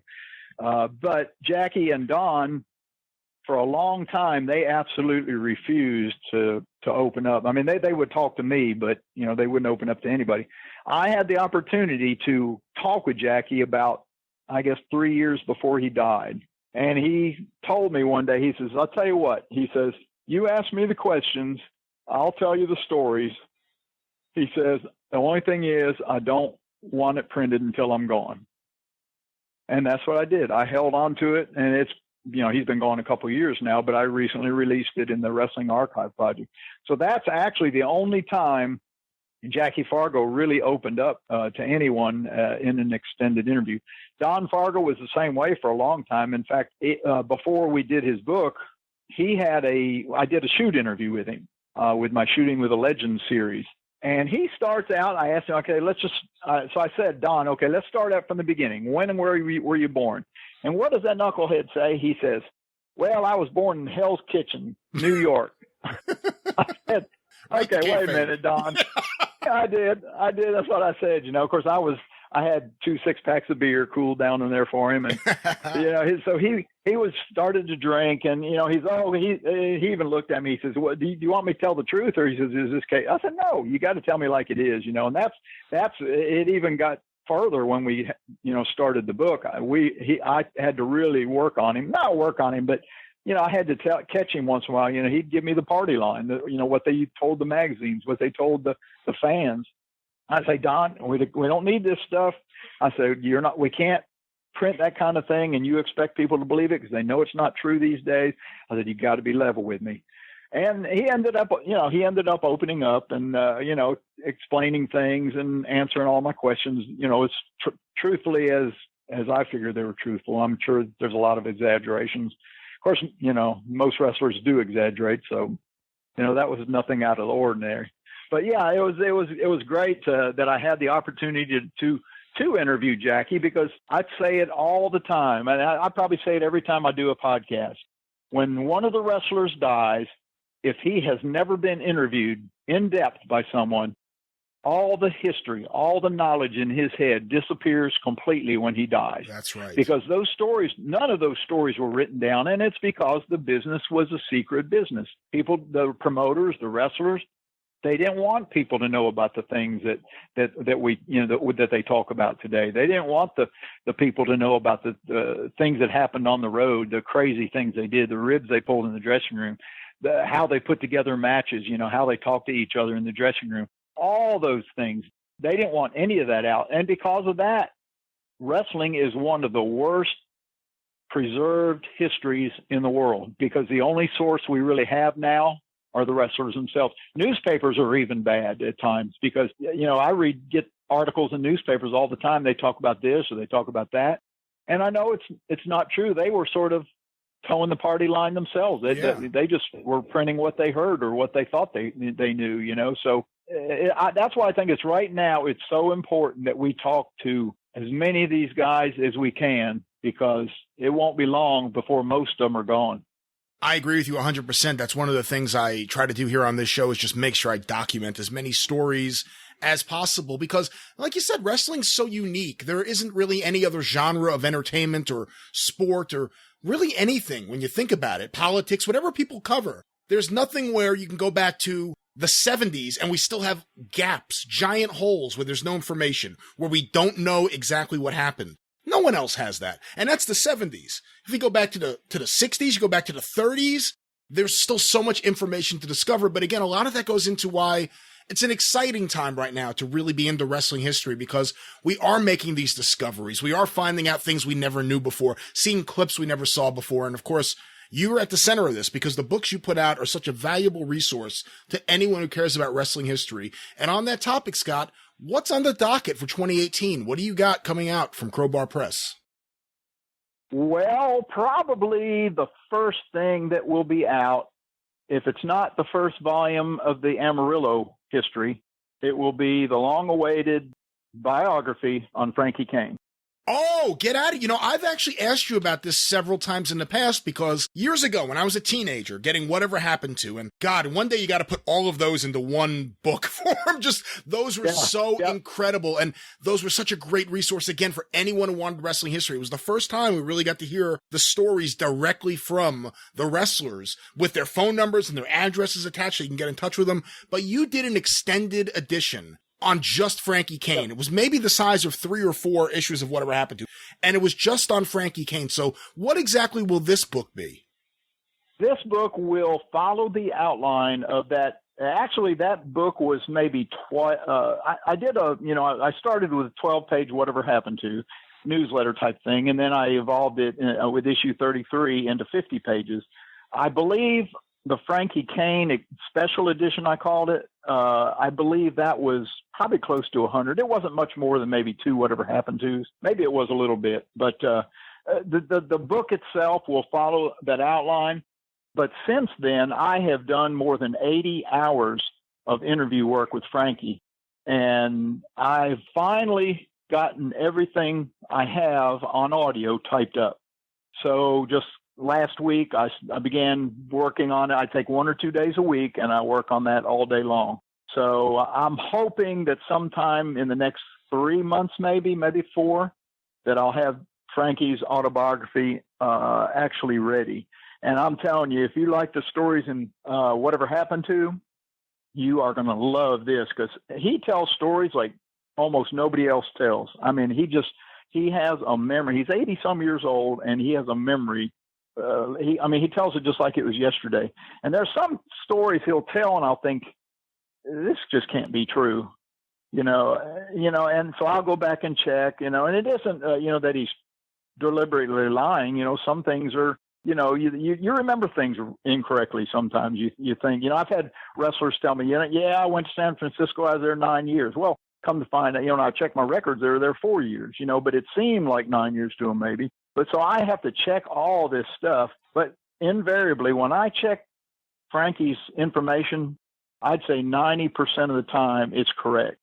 Yeah, he gets things wrong once in a while, but he never tells me anything that's deliberate falsehood to put himself over. Some guys will tell you stories just to make themselves sound good. And every once in a while, Frankie will tell me a story like that. And what I do in that case, I'll wait about 6 months, and I'll call him back. I'll say, Frank, I need some more information on the story you mentioned one time. Tell me the story about so-and-so. And he'll tell it. Every time I've done that, he's told it exactly the same way that he told me the first time, which tells me he's telling the truth, or at least the way he thinks is the truth. He's not just lying, because, that's what they say about lying. Don't lie if you never remember what you told somebody else. Yeah. And it's going to change. But he doesn't change. He's right down on the money. I'm doing the last personal set of interviews with Frankie next I guess it's about a week and a half from today. I'm going down to Mobile to the reunion, but I'm going to spend 2 days with Frankie, and I've got a slew of questions from all that stuff we typed up, and I'm going to be asking him all those questions that came to mind during that time. So, and when I get back, I'll be starting on that. I also have, and I can't mention the name right yet, but I've done about 60% of the interview work with a big name guy. In fact, this guy is so big that I can't mention who it is, but I'm not even going to publish it myself. I'm going through another publisher, a bigger name publisher. So, and this is the first time I've done this. I've always kept everything myself, done, published, printing. I do everything myself because I want control. I don't want somebody monkeying around with the way I write something or taking stuff out because they don't like the way I said something, or they have a friend they don't want something bad said about. I want it printed the way I want it printed, but in this one case, I'm going to be working with somebody else, and I'm comfortable with it because that was one of the stipulations. I asked him, please, one thing I would ask is you don't monkey around with what I write. I said, if you've got some editing things you'd like, I welcome his suggestions. I said, but I don't want to be strong-armed into having a bunch of changes made, and then I get the book, and it's not the book that I submitted. And he was okay with that. So I'll be talking more about that in the future, but I'm real excited about it. I talked to this guy probably an hour and a half, 3 or 4 times a week. And we've got, like I said, I've got about 60% of it in the can, and we're working on the rest of it as time goes on. Oh, I can't wait to hear what that is. You got my interest. I'm very curious, but with Frankie Kane, I think it's such an important thing for people to read. And I haven't read it obviously yet, but I read the previous work you did with him, because when you think about the great bookers who are still alive, everyone will mention Bill Watts or Jerry Jarrett, but the great Mephisto, Frankie Kane, may be the best living booker that no one talks about. Absolutely. You talk to any of the wrestlers who worked for Frankie Kane, ask them who was the best booker they ever worked for. Yes, they may mention Watts or whoever, but invariably, if they worked for Frankie, if you ask them specifically what they thought of Frankie Kane as a booker, every one of them will tell you Frankie Kane had one of the best minds in the business. I've heard the same thing about Pat Patterson, so there may be, some correlation. Pat, of course, he didn't punch out promoters, so he got to go. He went a little bit farther than Frankie did. Yeah. Frankie, he ended up punching out 2 or 3 promoters, so he didn't get the book very long. But yeah, that's what I hear about Frankie most often, that he had one of the best minds in the business. And if he had really gotten his due and been given a chance to just book like he wanted, nobody could have stopped him. He was that great. And that translates into the way he tells his story. That's what I was talking about. I've done probably 100 some hours of recording, and I just sit there amazed at the stories he tells, and he's got stories with everybody.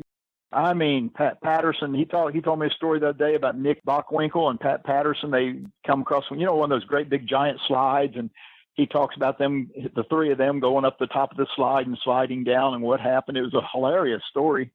But he tells me so many personal stories like that it's not a wrestling book. I mean, there's a lot about wrestling in there. It's a lot about the shooters back in the 40s. He was born in 28, and he was working up a kid up in Columbus, Ohio around the whole time. But he learned and got around Al Half's office, where Buddy Rogers was, at Frankie Caliber, all the old time wrestlers, and he became friends with a lot of them in the mid 30s to late 30s. And he tells fascinating stories about shooting and the guys who are the great shooters, who are some of the toughest shooters that he ever met. And it's just a fascinating read all the way around. And I'm not just putting it over because Frankie and I'm doing it with him, but it's just one of the best things I've ever really come across. I'm looking forward to it. I'm going to request an advance copy right now publicly here on the air. But Scott, sure. When it comes to some of the other books you put out in 2017, of course, you did the Classic Arena Programs, Volume 1, Slamagram, your fantastic programs from Nick Goulas in the 70s. And you also we talked about those, the Great Wrestling Cities. You did the Greatest Wrestling Ever in the History of Nashville, which is your first volume of Nashville results. You mentioned Volume 2. On those 2 areas, the Classic Arena Programs and the Great Wrestling Cities, what do you expect coming in 2018? The cities, besides the Amarillo and Alabama books, I'm hoping to have the 2nd volume of Nashville done this year. I've got it pretty much done. I haven't got everything together for 1980 yet, but I've got to, once I get that done, then I've just got to go through and just start really digging, be sure I've got everything in there that I want. Besides that, I do have plans to do a book on St. Louis that'll be just like the Madison Square Garden book. Oh, fantastic. Yeah, I can't wait to do that one. I retired 2 years ago, and when I did, I thought, you know what, I'm going to get all these projects done. I've got so much time now that I'm retired, but I've taken on so many projects. I mean, right now I've got a good 10 books on the drawing board in one form or another. Another book I'll tell you about, and I wasn't going to mention it, but Nikita Brezhnikov, I'm sure you've heard the name. He managed Nikolai Volkov. Nikolai Volkov, yes. Yeah. He wrote a book from 1970 to 1980, I think it ends, on WWF wrestling. He talks about every important match that happened in Baltimore, Madison Square Garden, and a lot of the smaller cities. He talks about the wrestlers, the things that happened. It is an unbelievable overview of the WWF during that decade. I mean, you just wouldn't believe. He has matches that he actually lays out the finish of the matches for a lot of those different cities, and he explains how they all relate to something else, or how what happened to the wrestler, things that he experienced as a fan, because he was a fan in Baltimore, in the early 70s, and he talks about all the things that he saw and the things that happened with the wrestlers, and it's just when he first approached me with it, I said, I appreciate it. I said, but I have no interest in the WWF in the 70s whatsoever. He says, well, let me send it to you anyway and see what you think. And I read it, and I was fascinated, because it's really a cool, if you were a fan of the Triple WF in the 70s, you will absolutely be taken back by the memories in this book. I mean,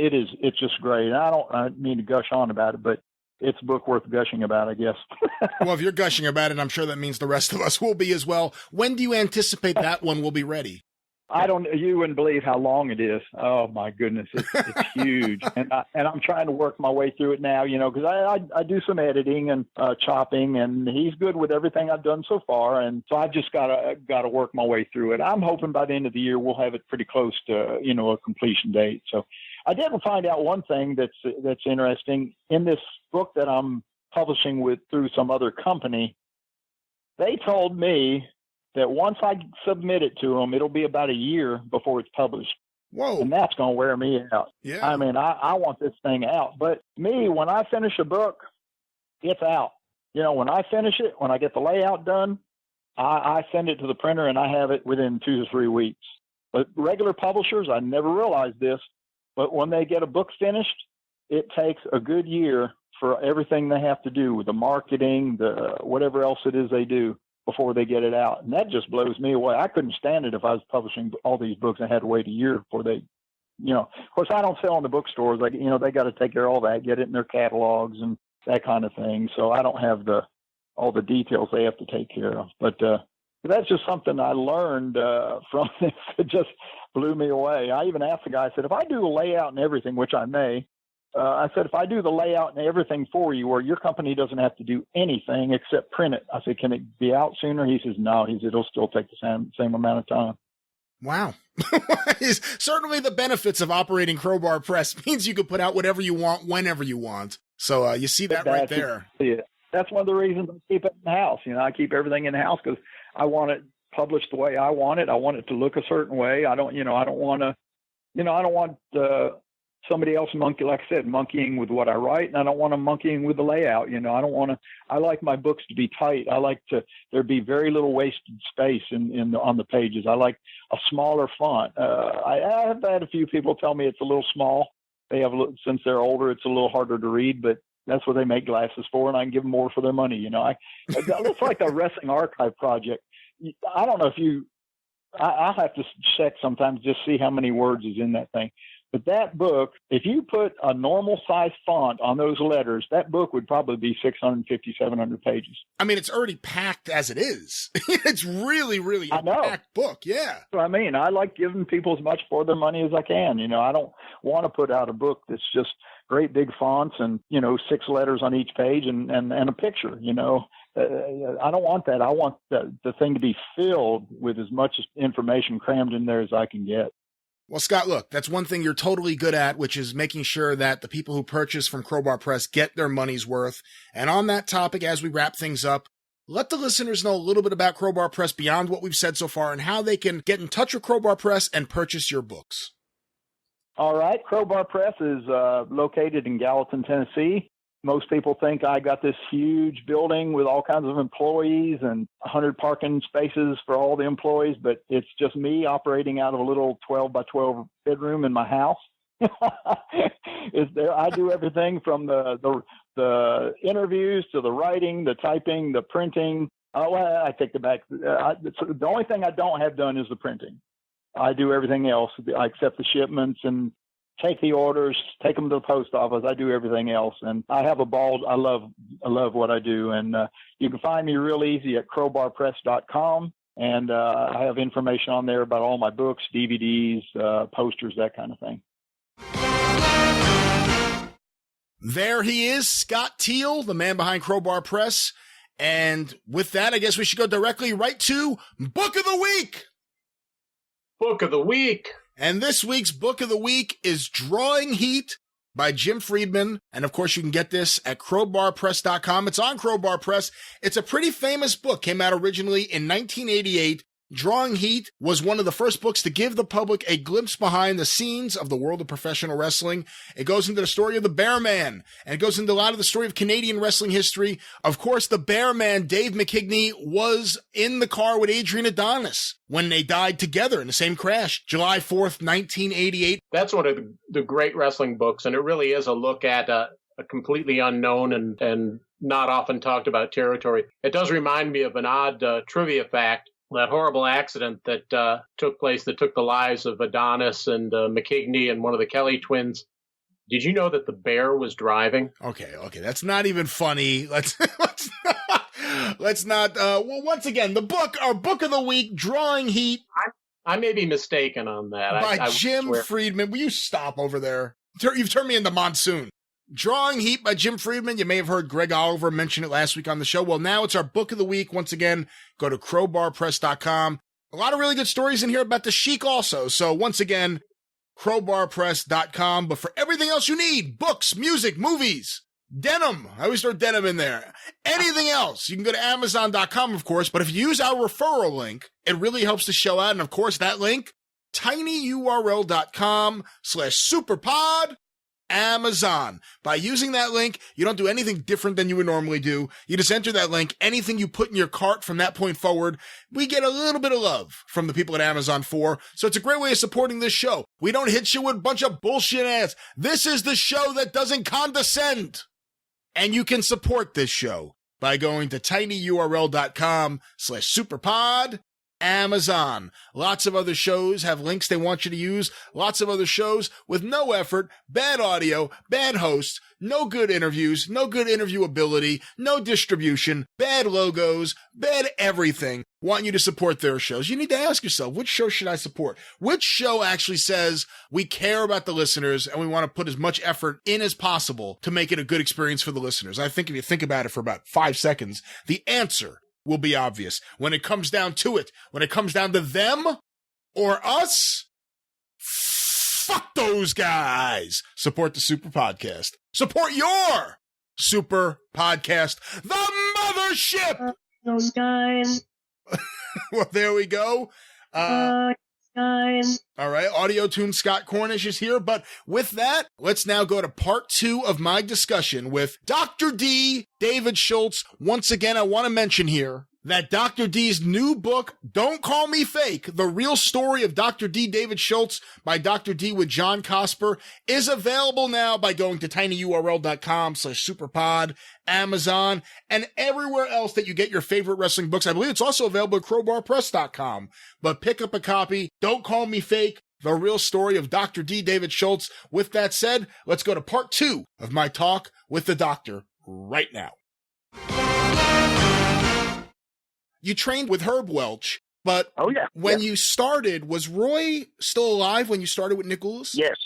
Yes, Roy was still alive, and then he kind of transferred it over to Christine Jarrett and Jerry Jarrett, his mother. And then Buddy Fuller was in there somewhere, too, which is Ron Fuller's dad, Robert Fuller's dad. And I think he was kind of in there with them. And then Speedy Hatfield and other guys down in Pensacola. The Fields brothers, yeah. Yeah.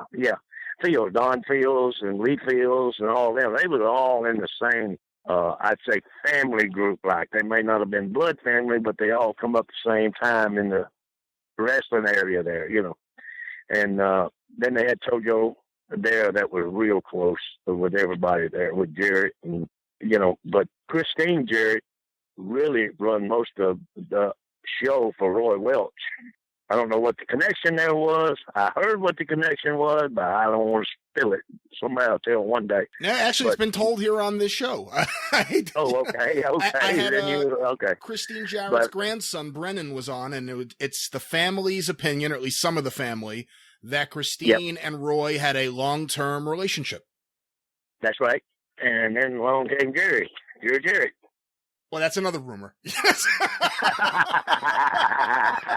But they was, it was all kind of, you can hear all kind of things, but, but it's Nick Goulas always treated me okay. It wasn't great. I mean, I made a living, but you got a lot of experience because Nick Goulas bring in a lot of different guys, but you had to, prove yourself to Nick. Nick wanted people to get out there, and he'd come out and say, "Boy, I don't know what you're going to do with all that money you made last week. You made $300. What are you going to do with it?" "Yeah, I spent $200 on fuel." Cash. Okay. But, I mean, if you made that kind of money back then, it was good, And then, I mean, it was a hard road, man. I mean, you had to say, I mean, we used to work Memphis. Let me tell you, we worked Tupelo, Mississippi on Friday night. We drive to Memphis, do Memphis TV early, 9 o'clock. We get in the car and drive to Birmingham, do Birmingham TV at 1 o'clock. Drive from Birmingham to Chattanooga, do Chattanooga TV at 5 o'clock. And then work Chattanooga House at night. And then drive back to Jackson, Tennessee. Wow. That's a long way. Every week. And you had to be there. And a lot of times you had to jump in the car with a sweatsuit on and drive to get there, to make the TV and all, And, but that's what it took. I mean, if you couldn't do it, they'd get somebody else to do it. And, I didn't have no trouble doing it. It's just awful when you leave home, though, with $25, $30, you probably can get back and got 10. Yeah.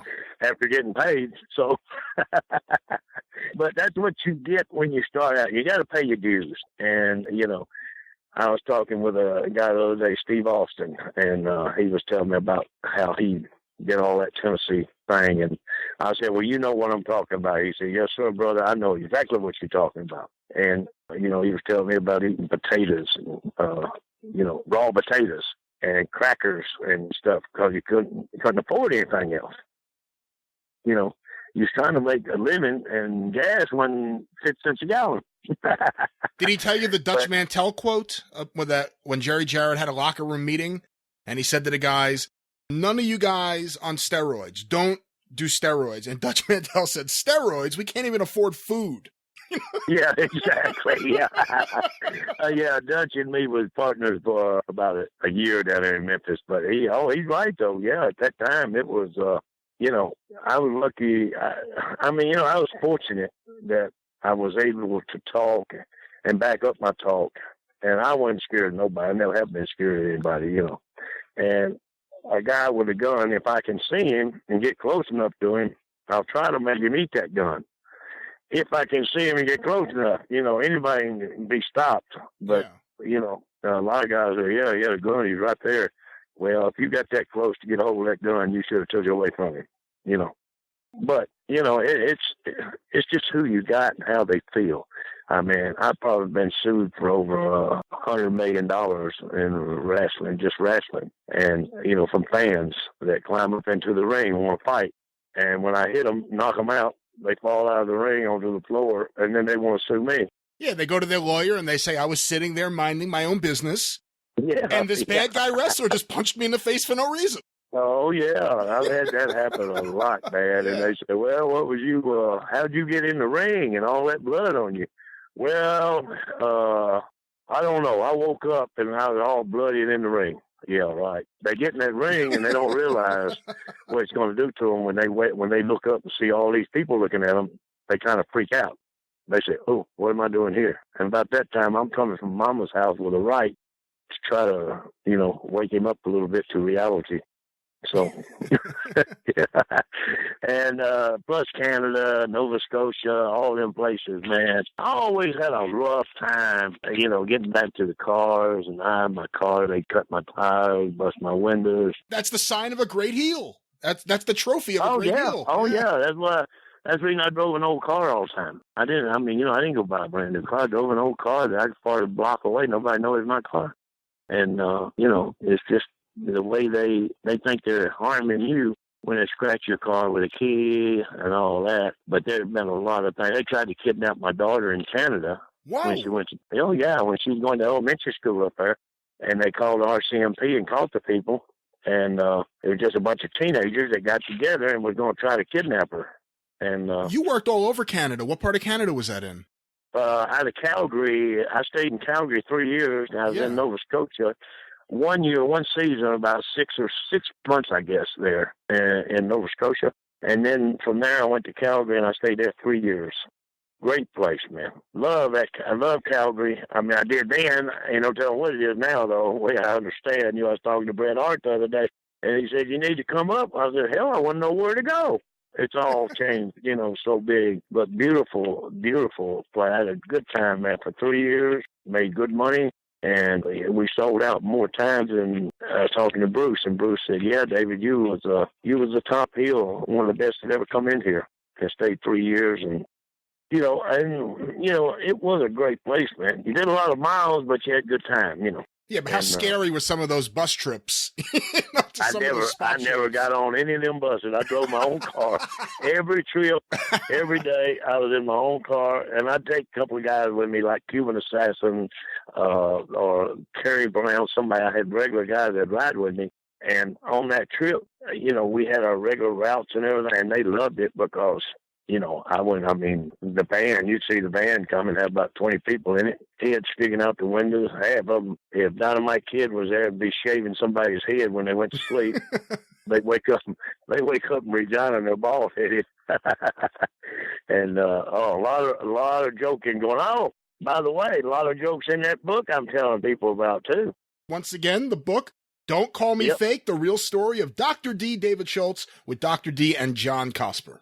Yep, that's absolutely true, those things in there. And my wife said, "I don't know if y'all told them boys be mad at you. All of them running around, they never know what happened when it happened, and now they'll know." But they deserved it. You know, a lot of times people deserve what they get. And I kind of, you know, they try to, they get me first. Don't get me wrong. I come out in Canada, the trips were so long and it's so cold. You go in, if you got a cup of coffee sitting there, and you go to the restroom and you come back out where your coffee's sitting, don't drink that coffee because you'll probably go in la-la land. And I mean, it's nothing that's going to kill you or anything, but I assure you, if you left that coffee sitting there, somehow it gets contaminated. So they got me one night. I accidentally left this coffee there. I mean, it didn't hurt me. I just, you know, I knew there's something in it. And I said, okay, that's, you know. So then I started my revenge tactics, and it went on for a couple months. And wow, it was funny. You'll hear about it. You'll read about it in the book, and it's funny. And Peggy, my wife, said, "Will you stop doing that?" I said, "Nope, I will not, because they haven't been paid." You know, but that's you know, they you know, you got to pay your dues. I mean, if somebody does something, you can't let them get by with it. And they said, Revenge is mine, saith the Lord. Well, that's right. That is. But revenge is mine, too, saith Dr. T. That's a good T-shirt right there. You should make that. That's right. That's right. They say, "Oh my God, there you come with another one," you know. But overall, I did fantastic. You know, I've got a nice little compound here, and I got a couple more little compounds around, mini compounds. But this is my compound here. I'm way out in the woods, and I got security gates and fences and dogs everywhere. And you know, I shoot about once or twice a week. Target practice down through here. The law used to come out here because I was shooting such big caliber shells, and now they don't even pay attention to it no more. They get a call, they say, "Oh, that's David." But I mean, it's legal to do where I'm at, you know, but they just scares people, man. Especially when I do it 3 o'clock in the morning. Well, that'll do it. Well, I want to wake them up. I want them to know I'm here, you know. But it's kind of funny. People, though, they, you know, I'd hate to know. I can't fathom going out on the street and being scared of somebody.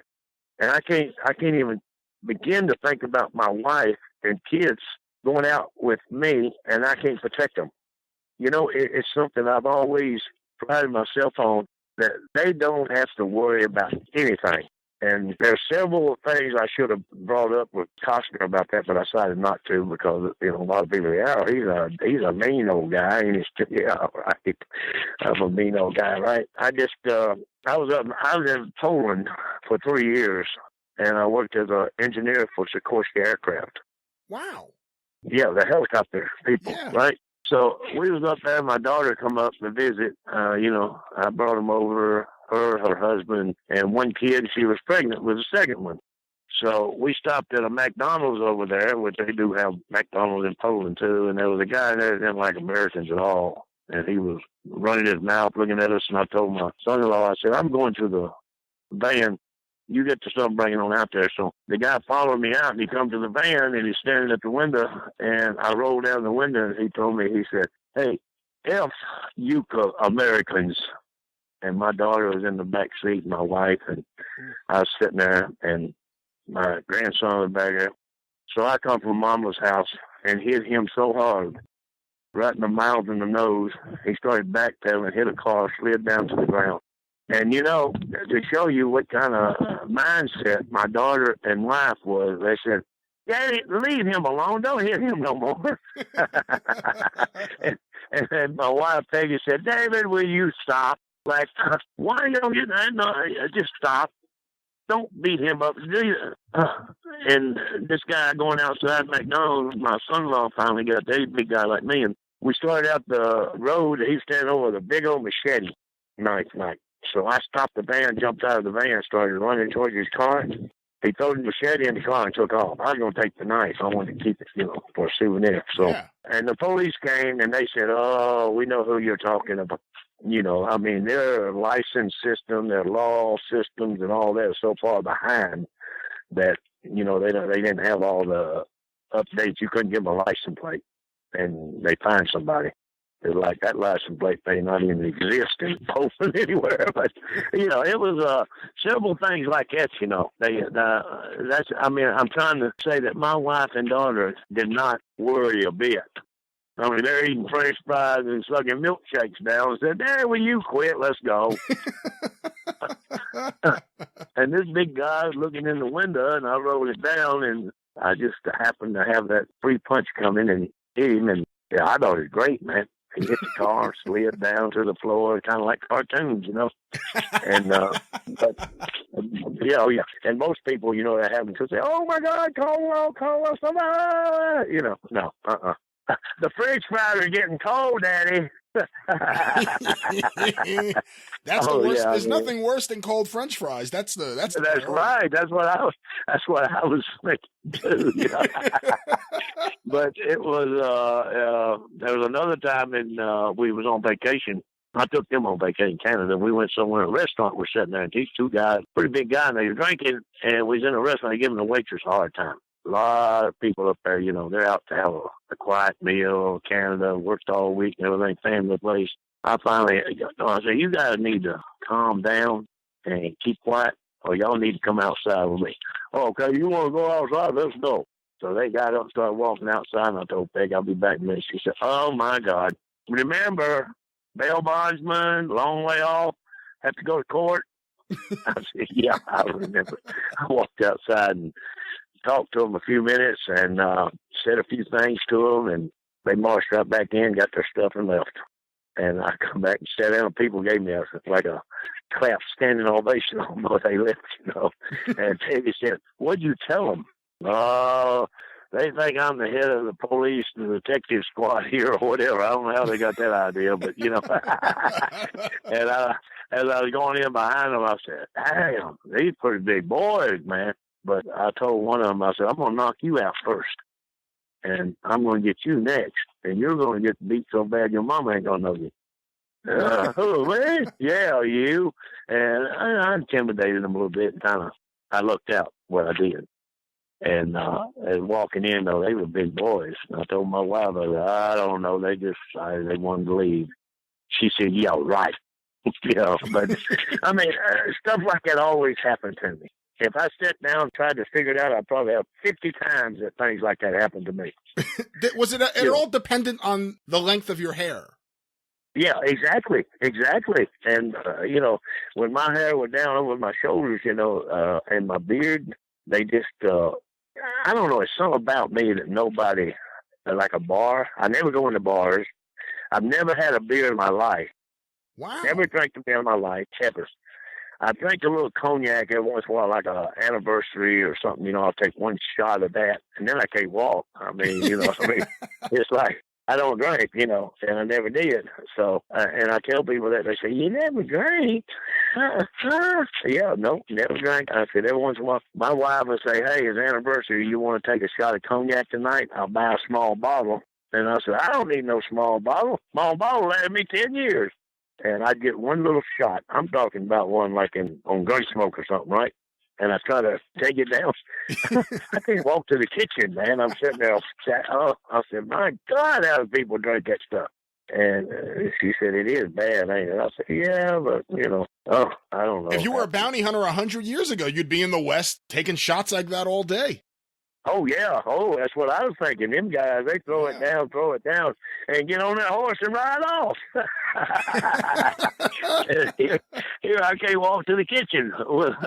and I mean, I ain't even got a thimble full hardly. That's what my wife said. What, are you, some kind of baby? I said, I guess so. That, you know. And then that's, you know, I have a little bit, I mean, I'm talking about a little shot glass, right? And, you know, I can't take two. I mean, I don't know if I ever drank two or not. If I did, I can't remember. So that tells you something. I probably passed out, you know. But I'm always in my home, in my house, watching TV or something when I do that. Good. I don't ever go out of the house after that. You know, I mean, I don't even want to go. Well, I can't go out. Yeah. I mean, people laugh at me when I tell them that. They say, is that all you can drink? Well, yeah. Now, when I was a kid, we used to go get moonshine because we couldn't afford none. That'd be four of us, and we'd all put in a quarter apiece, buy a half-pint moonshine. But we'd have to have a six-pack of Coca-Cola, to push that moonshine down when you drink it, you know. And then it'd burn all the way down to your toes. Yeah. And I guess that's what happened to me. I said, my God. Oh, you know. But that was some strong stuff, man. And, oh, boy. You know, but we had a good time, good life. Ain't got no complaints, just a few, but ain't nothing nobody can do about it. And they'll come out in the second book probably, and maybe they'll get on to the market before anybody has time to squash them. Yeah. Hey, I wanted to ask you, Dr. D, you know, Dennis Condrey was a part of some really great tag teams. Him and Phil Hickerson were outstanding. Him and Bobby Eaton were outstanding. But a lot of people overlook you and Dennis Condrey, who were a tremendous tag team. And in fact, one of the very first, if not the first, music videos in pro wrestling was a music video of you and Dennis Condrey to the theme of, I think it was the instrumental version of Chic's Good Times. It was a really, really cool video. Tell me about teaming with Dennis Condrey. What was that like? And also, how good was he in the ring? Dennis is very good, mechanically inclined, you know, as far as timing and knowing how to work the people. And me, you know me, I was excellent. And talking, I was excellent. I guess all excellent for me. And I was the biggest coward you ever seen. but I was the toughest coward you ever seen. I mean, according to the people, you know. Yeah. And we had a great tag team. Phil Hickerson, Dennis Condrey, and me was always close. Phil is from Jackson, Tennessee. Well, he's from Jackson, Tennessee, and Dennis is from Alabama over there. And I talked to Dennis, I don't know, 3 or 4 months ago, and I talked to Phil about 3 or 4 months ago. But you know, we always had a good time, and we didn't bother nobody. We stayed by ourselves. But Dennis was great, man, in the ring. We knew what each one was going to do, and we know how to get the people. We know when to draw the referee, and we knew how to get heat. We just got too much heat because Phil and Dennis came to Nova Scotia when I was up there that year. I had to get them out of the ring with a hockey stick a couple of times that the people wouldn't let them leave. And I had to push a couple of people with a hockey stick or swing at a couple of people with a hockey stick. But I cleared away for them and got them out of there because they didn't have nothing in the ring to protect yourself with. And, you know, up there you're wrestling in hockey arenas, and there's all kind of hockey sticks laying around. But, yeah, Dennis is a heck of a guy, man. We had a good run in Tennessee, Nashville, Florida. And Phil kind of got out of it back then, became a radio announcer down in Jackson, Tennessee, and he just retired last year, I think, 20 years on the radio. Phil Hickerson, yep. Wow, I had no idea. Yeah, Phil was a big shot down here, 106.9, Jackson, Tennessee. And wow. he just retired from that over 20 years. And, you know, he just kind of got out of it. You know, he didn't. And, you know, we all were saying we was always going to get out of it, but Dennis stayed on. Dennis still working, I think. He's doing a lot of autograph shows and stuff like that, he told me. But, you know, it was always a good team we had, you know. Me and Dennis always got along good. We had several titles. Yeah. And then he got with Bobby Eaton, and then he went with the Midnight Express or something. You know, I went my way. I was up in Canada and Japan and different places, you know. And then I got into bounty hunting up there, and I just kind of lost track of everybody, everything. And I'd go to some of these conventions, and it's always somebody at the convention wants to try, you know. You know, they want to push your button and get you, you know. I had one of the Nasty Boys come up. I was in New York City, and he come up and said, "You're an old man." I said, "Yeah." Show him. And who are you? He said, "I'm so-and-so, Nasty Boys." And I said, "Yeah, well, what do you need?" He said, "Well, I don't need nothing. I just thought maybe I'd come over here and slap the hell out of you." He said that to you? Well, get the hell out of here. Yeah. Whoa. Yeah, and I told him, I said, "Well, you know what? There ain't nothing between us but air, man. And I'm not going to block your punch or anything. You go ahead and take your best punch." At that time, Ric Flair and different ones over there in the auditorium, you could say, "Oh, shit, y'all get over there. Doc's going to beat the hell out of somebody." So I sat there and told him, I said, "You go ahead, take your best punch. But remember this, once you take your best punch, it's my turn. And I'm going to beat you so damn bad, boy, your mama would never recognize you again." And he said, "Well, maybe I wouldn't even bother the old man. I guess get the hell out of my way." Kind of pushed him aside and walked off.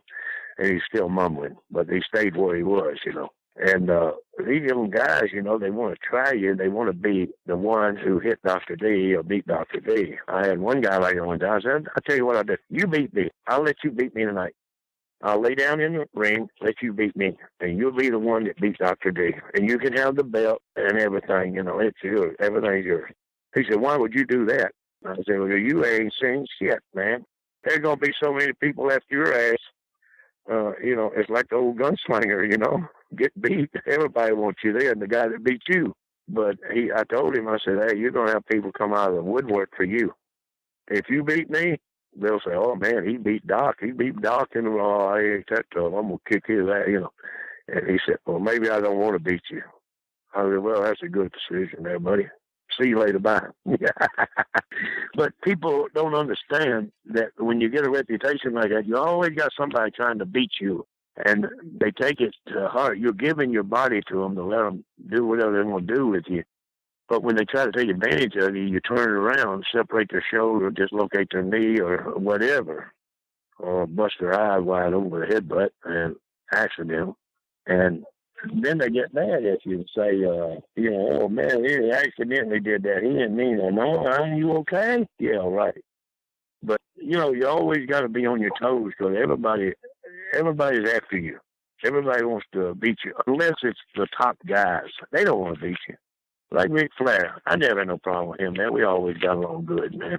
Hogan, we never had no problem, except Hogan thought I was going to beat him all the time because I would make it rough on him in the ring, you know. But, you know, the top guys are not trying to prove anything. They don't want any recognition about being tough or anything because they got to work with everybody. And that's the way I was. I had to work with everybody, you know. I mean, no matter who they sent in, I had to work with them. You know, Harley Race, Ric Flair, Punks, Fargos, whoever they came, I had to work with them. And I wouldn't, I mean, me to beat them wouldn't do anything for me or anything for my reputation. All they do is make me an asshole, you know. Yeah. And I mean, you know, I'm not about that. I was about money, making money. That's what I did. And I was good at it. And I made promoters and professional wrestling a whole bunch of money. Never got my share, but made them a bunch. Hey, you mentioned the Fargos. Did you ever get to work with Roughhouse? Oh, yeah. Roughhouse, a lot of times with Jackie and Roughhouse in Memphis. What was that Nashville. Like? Oh, it was a good show. He was a good show. I mean, and Jackie wasn't any problem at all. He was a funny cartoon guy. And Roughhouse, you just, you know, you laugh at him half the time. It was just a show. But when they got in the ring with people that wasn't experienced or they knew or whatever, they could make it rough on them, you know. Jackie was pretty good. He was pretty good wrestler if he wanted to be, you know. But he liked to just, you know, strut across the ring. He told me one time, that's the best way to do it. I don't have to take no punches or nothing. I go in there and just mess around a little bit, and do a strut across the ring, and, you know, and I said, well, I guess so. If you can get away with it, you know. I mean, I remember one time Jimmy Snuka and they went 30 minutes in Landover, Maryland, never touched each other. And 30 minutes had gone by before the bell rung. And the people standing up trying to, you know, just doing little gimmick things, you know. I'd scoot out of the ring, he'd come out, and I'd get back in, go out the other side, and then I'd come in. I mean, you know, it's just getting time in. And I think we went an hour that night, but 30 minutes before we touched each other. But that's what you call good entertainment, good workers, good guys, and, you know, it ain't many of them left out there. I'll tell you what I see on TV today. Yeah. Oh, my goodness, man. I don't know. I don't know where it's going. It's going somewhere, and then I say that, and I look up, and it's one of the largest gross TV receipts and videos and all that stuff there is, you know. And still going up. I don't know how or why, but, you know, I guess a bunch of kids inherit a lot of money. Yeah, I think so. So.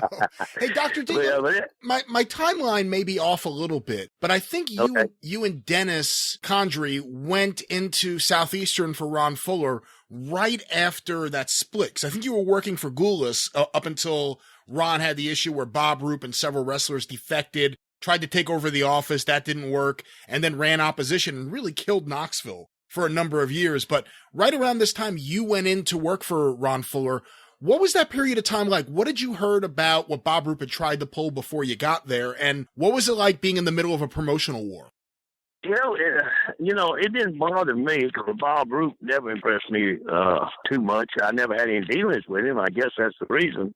But, you know, Ronnie Garvin was there, and Ron Fuller, he put me and Dennis together, and we never seen any of that war between them, because we always thought it was a big game with them, big work.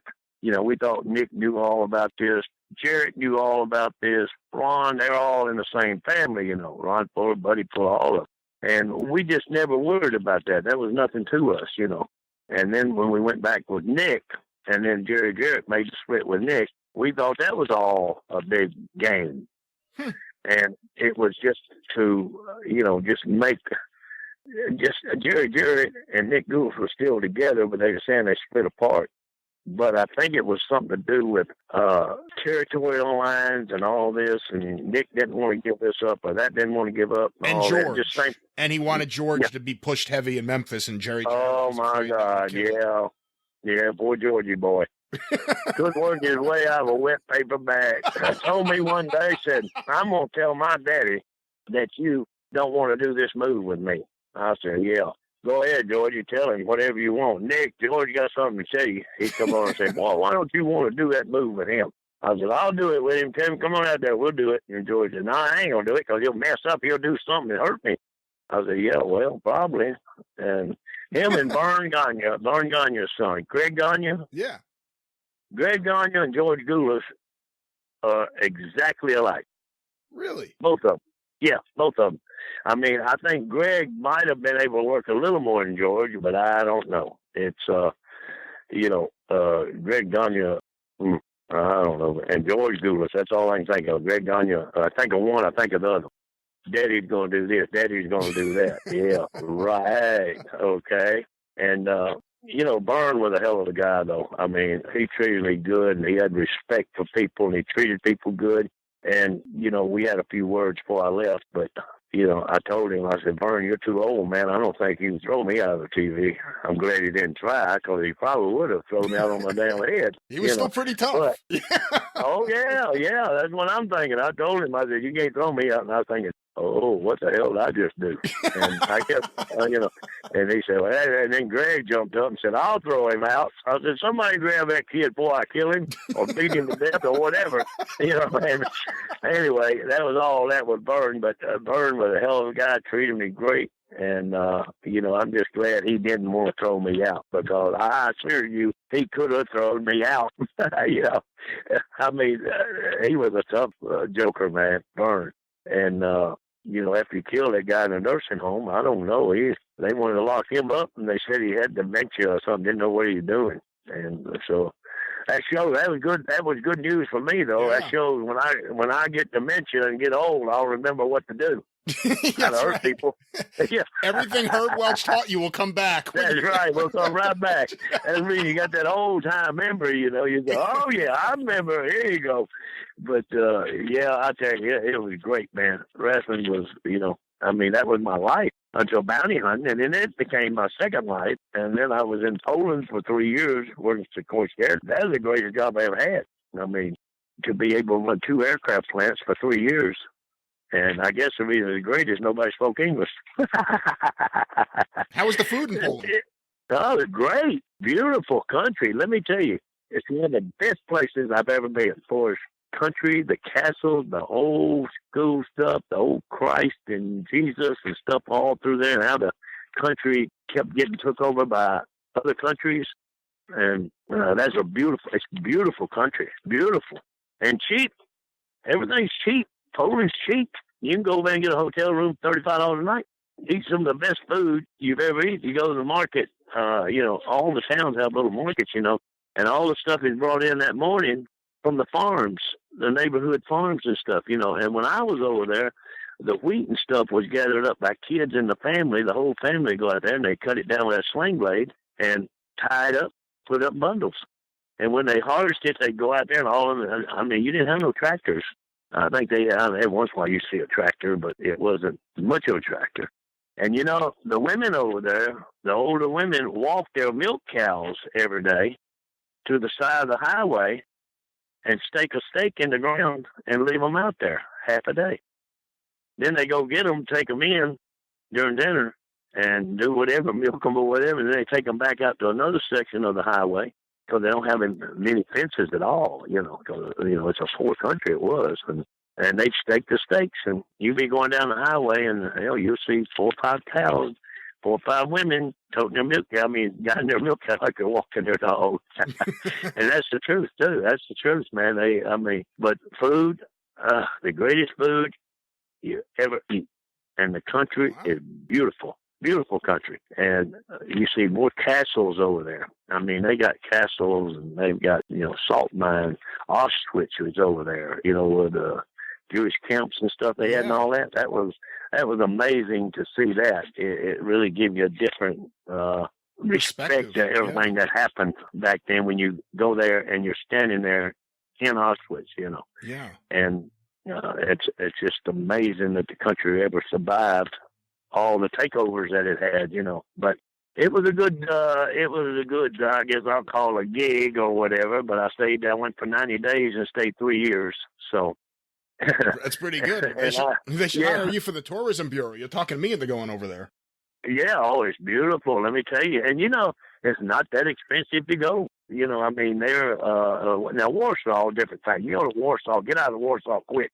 I mean, Warsaw is international thing, But once you go into Warsaw and you start reading about what happened back when Germans come in and how many people got killed and how they destroyed Warsaw, leveled it, and all this stuff. I mean, it's amazing, how, and now it's a thriving country, Poland, I mean, they're really getting up there, but everything is, my wife come over, actually, I give her $5, she go in the farmer's market, come back with 2 big bags of groceries, food, chicken, eggs, everything brought in fresh that morning, and she got change back. And she said, I can't believe this food's so cheap. I said, yeah, it's fresh. And, but a beautiful country, though. You ever get a chance to go to Poland? Hey, that's a beautiful. Bob Bryler, you know Bob Bryler? Bob Bryler is a New York athletic commissioner. He come over to Poland when I was there, him and his wife, and they come over because he's Polish. He's from there. And he said, I talked him in to come over and visit me. And he came over, and he said the greatest decision he ever made was to come to Poland. And there's some, you'll read about some things happening in Poland to him, too, in that book. Yeah, he tells me all the time, though. He said, man, I can't believe, I don't know. This here, I had him running around, I could tell him the sky was falling. He'd run over and get an umbrella, But I wasn't jelly back if it was happening, so. But, after you get as old as I am, you just I just want to make it to the end, I don't want to, I'm just, I see so much violence out here and so much cruelty. And, I see these kids born today and yesterday, what are they going to have to face? I mean, this society is getting so messed up, man. And people say, yeah, you're Dr. D. You ain't supposed to feel bad about, hey, everybody's got feelings. And just because you don't show it in public, I got a lot of feelings. I mean, after all these years on this rock and, now you and you look back on it and you say, man, I had a great life, and people think I'm down and out, sick in a wheelchair and all that. Well, I do have a couple wheelchairs, but I bought them for antiques. One like on what was that show with Bates Motel? Really? That's what you bought? Yeah. I got a wheelchair that looked like the one Mama was in. Mother was in, right? and my wife said, what do you got that for? I said, well, maybe one day I have to get in one. I said, we already got one. She said, I'm not pushing that thing anywhere. That's scary. Get rid of it. So I did. I put it back in the back of the trailer over here. I got some storage trailers out here on the lot. And, but like I said, though, man, it's been a great life. I mean, yeah. And if they just let me run with it, if they had to let me go and quit butting heads with me all the time, it would have been greater. But I can't ask for no more, though. I'm good. I'm healthy. My family's healthy. And like I said, I still got one good fight left. I can't find nobody who want to fight.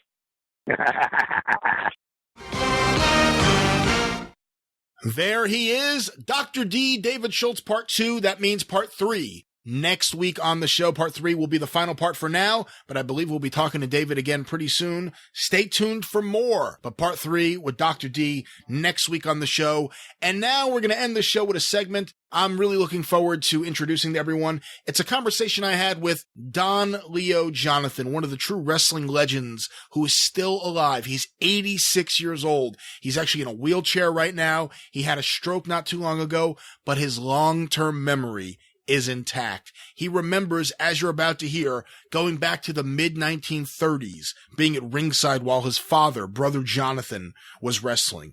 It's really amazing when you think about it, because there aren't too many guys left that you could say were there when television first started with wrestling.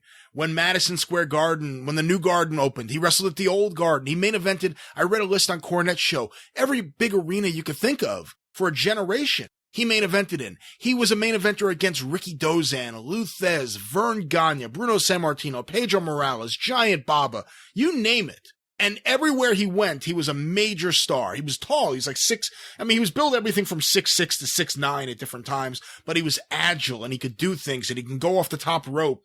He was like no one else anyone had ever seen. You always hear Bruno Sammartino put him over big time whenever Bruno does an interview. And it's such a delight to be able to talk to Don Leo and really pick his brain about parts of wrestling history where I know the overall scheme of things, and most people out there who follow wrestling history probably do too, but when you talk to someone like him, you get little details that you may not normally have, little details that you may not ordinarily have access to, and you'll hear one here. He knew Jess McMahon. We hear so much about Vince McMahon Sr. He knew Vince McMahon Sr.'s dad. He drove him home the night he died. So you'll hear that and much, much more. I want to thank friend of the show, Kevin Orcutt, for putting me in touch with Don Leo. Kevin's one of the youngest wrestling historians out there, and he's been threatening to do some wrestling books in the future, and I certainly want to encourage him to do that. But Kevin, thank you so much for all your help in hooking me up with Don Leo. And with that, let's go to this conversation with Don Leo Jonathan. I am very happy today to welcome to the Super Podcast, truly one of the all-time greats in professional wrestling, one of the great giants of all time, and that is, of course, Don Leo Jonathan. Don Leo, thank you so much for spending some time with us today. Well, I'm very happy to be here, and I will try to answer all your questions, Brian. You know, you had such a remarkable career, and I just, briefly, right before we started recording, I made a little list. And there's not too many people in wrestling history I could do this for, but I made a list of the various arenas you headlined. And this is just a few of them, but in terms of the major arenas, you headlined the Marigold Arena, the International Amphitheater in Chicago, Madison Square Garden, the Old Garden and the New Garden, the Olympic Auditorium, the Kiel Auditorium, the Lorimer Stadium in Montreal, the Victoria Pavilion in Calgary, the Kobo Arena, the Old Sumo Hall in Japan, Sydney Stadium in Australia, the Amarillo Sports Arena, almost every single legendary wrestling arena you headlined in. And like I said, it's such an honor to have you here. And your story isn't just your story because, of course, your father, Brother Jonathan, was a legendary wrestler too. And I was wondering what you could tell me about how he got involved in professional wrestling. Well, my dad came about when he was young. He was hurt quite bad, and his chest was deformed. And a boxer came through town, and Dad asked him, Dad's still a young boy, asked him how he could get better. And this boxer put him on to physiotherapy and weightlifting. And as he got older, then he went to college in St. George, Utah. And from college, he went into the Navy. And when he was in the Navy, he worked real hard. They had good training facilities. So he got to be the 7th Fleet champion in wrestling and boxing. Oh, wow. And while when he was in San Pedro, his ship used to go to San Pedro and those places along the California coast, and the promoters wanted him, the professional promoters, so he couldn't wrestle while he was in the Navy, so he used different names so that the Navy wouldn't find out. And the story has it that one day he was booked against himself. Now that's a problem. Yeah. So anyway, when he got out of the Navy, this was around 1927. Yeah. Then he started wrestling full-time professionally. And his last trip was him and I was tag partners. We were in Denver, and that was in 1950. Which is not too long after you started. I started in 49, actually. Just a few little things. I was in school still. And, but I never really started until 1950 in August in Marysville, California. California really is a big part of the wrestling story for you and your father. You would have a few runs in California. Of course, people may remember you in the WWA in the early 60s, but I have a newspaper article here about your father. It's from October 2nd, 1936, and the headline is, "Wrestler Uses Rattlesnake to Beat Opponent." And the story is about your father pulling out a rattlesnake in the ring, which scared the opponent, scared the referees, scared the audience, and the police made him put the snake away in his suitcase, which is a rather extraordinary story. I mean, maybe this is where the Sheik got some ideas later on in life, but did your father usually do things like that? Did he like snakes? Oh, he was, my dad would go to any lengths to do something different. And that snake's name was Cold Chills. He was my buddy. Really? I'm the one that 5 years old used to sit in the corner, and if someone had Dad pinned, I'd just open the suitcase and the snake would go over and crawl up on his chest. And I remember taking on Hollywood Boulevard, taking the snake for a walk on a leash. I had the whole sidewalk to myself. He was about 7 feet long. He was a big old Texas horned rattler. He had a big horn on his head. And he was a fierce-looking customer. I think that's a safe bet. Without even seeing him, I'll be willing to bet on that. Tell me, Don Leo, your father, who were his favorite promoters to work for? Well, I don't know what the name of the promoter was in 36. I was in California with him for a year. In 36, I was 5 years old. But later on, he liked the Mousewiches. I don't remember. Him and I never wrestled in Los Angeles that I remember. It may have been in once or twice, but I don't remember it.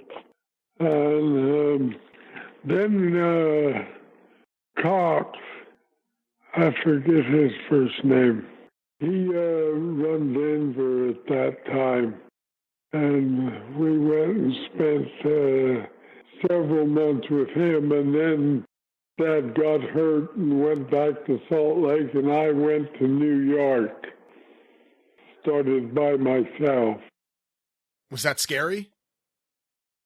Oh, it wasn't scary. It was, I'd already been in the Navy, and I'd been around a lot of the world, so I know when I first got there, I lived in a Holland Hotel.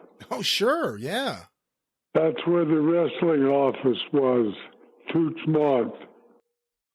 And when I first got there, I walk up to the corner and back. Then I'd walk up to the corner and down the corner and come back. And everything went right till I found myself in Hell's Kitchen. Well, let me ask you, I definitely want to talk to you about New York, and we'll get there in a little bit, but when it comes to Denver, for you and your father, was it difficult wrestling there in the high altitude? We had to get used to it. It took a couple of months, but I got used to it. And when we were logging up in the high Rockies, well, I was working logging at around 10 to 12,000 feet. Wow. So when I went to New York, I was full of steam, boy. I could go for hours. That's one of the things about you, and luckily there is some footage. You know, I know that recently with the archival project to preserve footage from Chicago, that there's footage of you there. I just recently watched you and Verne Gagne from Chicago, but you were so rare, especially when you started out, because you had the size, you had the muscles, and you had the agility, and there weren't too many people of any size who had the agility you did. Where did that come from? Lots and lots of work. It didn't come by chance. Dad told me, he said, if you want to make it, it's going to help if you're different. And you have the ability to be different. All you have to do is work at it. So I spent a lot of time getting that. Of course, I took tumbling when I was in school, which got me started. From then on, it was just work. I get an idea in my head, and I'd try to figure, can it work? And then I'd go down to the gym and see if it would. Sometimes, like the nip up without hands. Yeah. That took several years to learn, to get my neck strong enough that I could use my neck to come to my feet. I didn't need my hands. That's one of the things I saw in that match with Verne Gagne from Chicago. I want to say it was 55 or 56. And, yeah. You know, and here's Verne Gagne. And, you know, Verne, we don't have to really build up his accolades, but obviously he is a wrestler of high regard and he's in great shape. And here you are, and you're doing the kip up in the middle of the match, and you don't really see that kind of thing in wrestling in the mid-50s. It stands out. It's so extraordinary. And you also didn't see a lot of people coming off the top rope or walking on the ropes, but you were able to do that. When did you first feel comfortable with the ropes, you know, with walking on the ropes, with standing on the ropes? Well, I never did feel real comfortable. Because a guy can always grab a foot, and then you got some major hurts. Back to your father, obviously there isn't footage of him that I know of around, so I've never actually been able to see what he was like in the ring. So for all of us who have never seen your father, maybe have only seen pictures, exactly how big was he? And also, compared to your style of wrestling, was he similar or was he very different? Well, I was 6 inches taller than him, or 4 or 5. My dad's strength was in his legs, and for a 6'2" and 280 pounds, he had a 56-inch chest. And that was all from that injury and that working out that the boxer told him about. But he worked hard. He trained hard, too. To get a 56-inch chest from one that was caved in, thought he was going to die, that was unusual. Absolutely. And again, like I said earlier, people still talk about Brother Jonathan. So it's a name, and I'm glad we could talk a little bit about him today. It's a name that will stay alive in wrestling. But going back to you, you brought up going into New York. When did you go into New York? Would it have been 54, 55, around there? Or earlier? 1950. You were in there in 50, so you were in there really... 51, just after Denver. Max Baer, Primo Canera, and Good Time Charlie. I don't know if you ever heard of Good Time Charlie. No, I know Max Baer and Primo Canera. Boxing, he had boxers. Oh, okay. And they came to Denver, and as soon as I was through in Denver, they brought me to New York, and I started out in Stillman's gym. I don't know if you remember Stillman's gym. That's where Marciano trained. Yeah. Of course, there were a lot of guys. Everybody trained in Stillman's gym then. It wasn't like today. There weren't gyms on every corner. No, not for fighting, for boxing. You said you arrived in New York and you went to Toots Mont's office. But that's one of the things I'm curious about. When you first get to New York, obviously you said Toots, but who else is there? When did you first meet Jack Pfeffer? When did you first meet Cola Quariani? Then. They were both in New York at that time. Yeah. Wow, what'd you think of Pfeffer? He was an unusual fellow. He has all those characters, Haystacks Muldoon and Hobo Brazil and Bummy Rogers, and he really did some wacky stuff. Oh yeah, he did. Everybody that was on top, he had a name for him, for one of his boys. He asked me to come and work for him, but I was looking for higher standings. Yeah, and you certainly found them. Well, I wrestled in the Madison Square Garden when I was 19. And when I went to New York and I went down to get my wrestling license, now I had not been out of the Navy a year. I'd done my time in the Navy, and the commissioner said, "Hey, we can't give you a license." I said, "Why? I've had licenses in California and in Colorado." He says, "You're not old enough." I said, "Well, what am I going to do?" He says, "You got to write home and ask your mother to send us a letter giving permission for you to wrestle." And at that time, I'd already been, I was ready for a main event in the Garden by that time. And as soon as I got it, I wrestled Rocco in the main event in the Garden. What was that like? What was Rocca like at his peak, at the peak of his popularity? What kind of experience was it working with him in the Garden?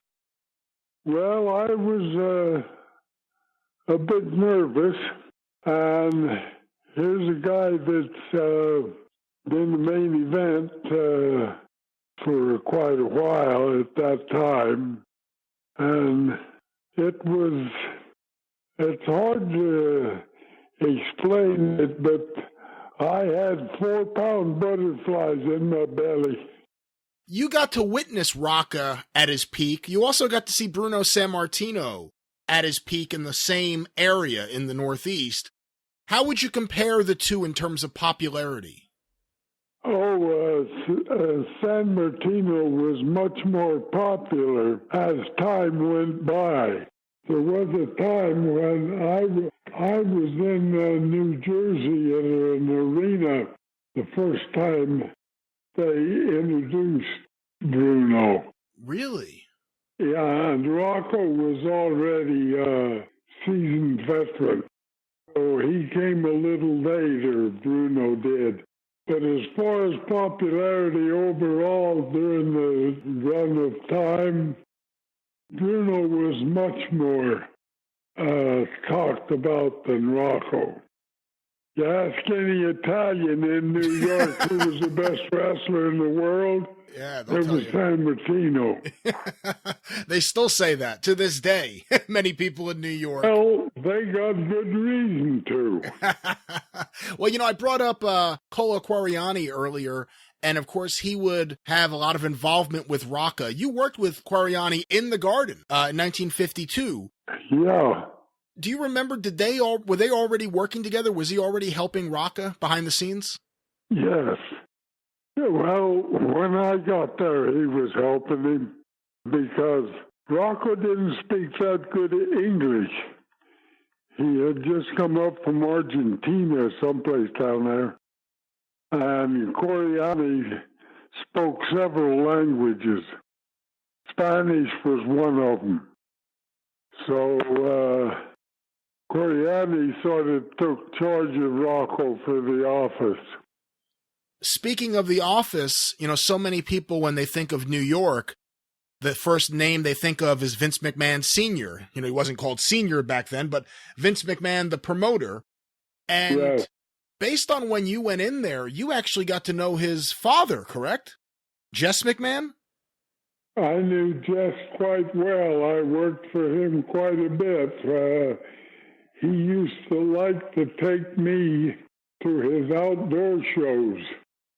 And when we was going to outdoor show, I had it set up with the guys in the back seat. But when he started worrying about it going to rain, I'd have one of the boys would start talking to Jess, and he would turn around to talk to him, and when he did, I'd push the windshield washers. And he says, oh my God, we're out of business.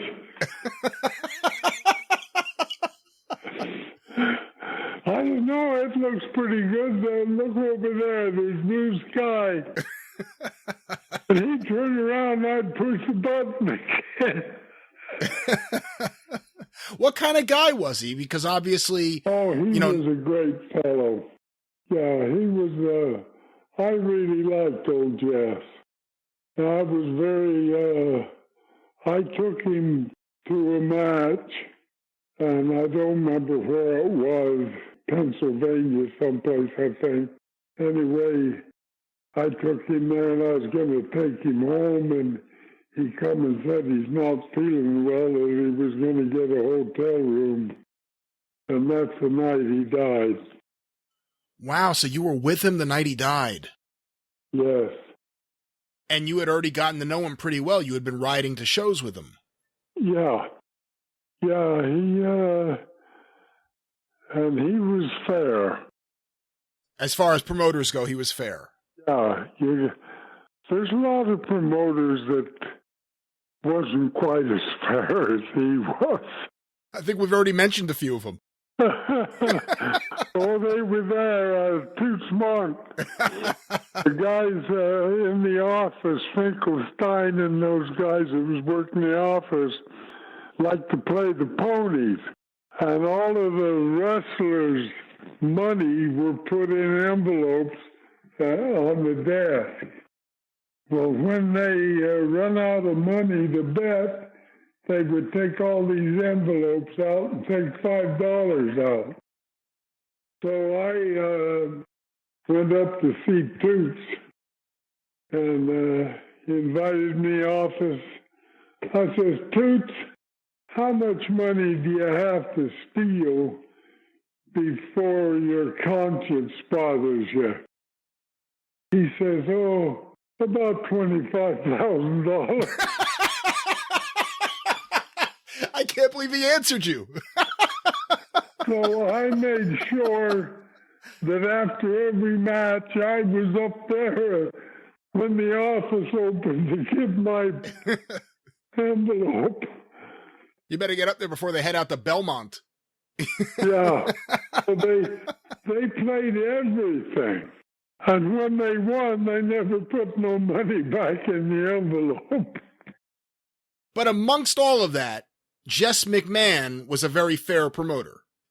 Yes. How did Jess compare to his son, Vince McMahon? The one we called Vince Sr. Yeah.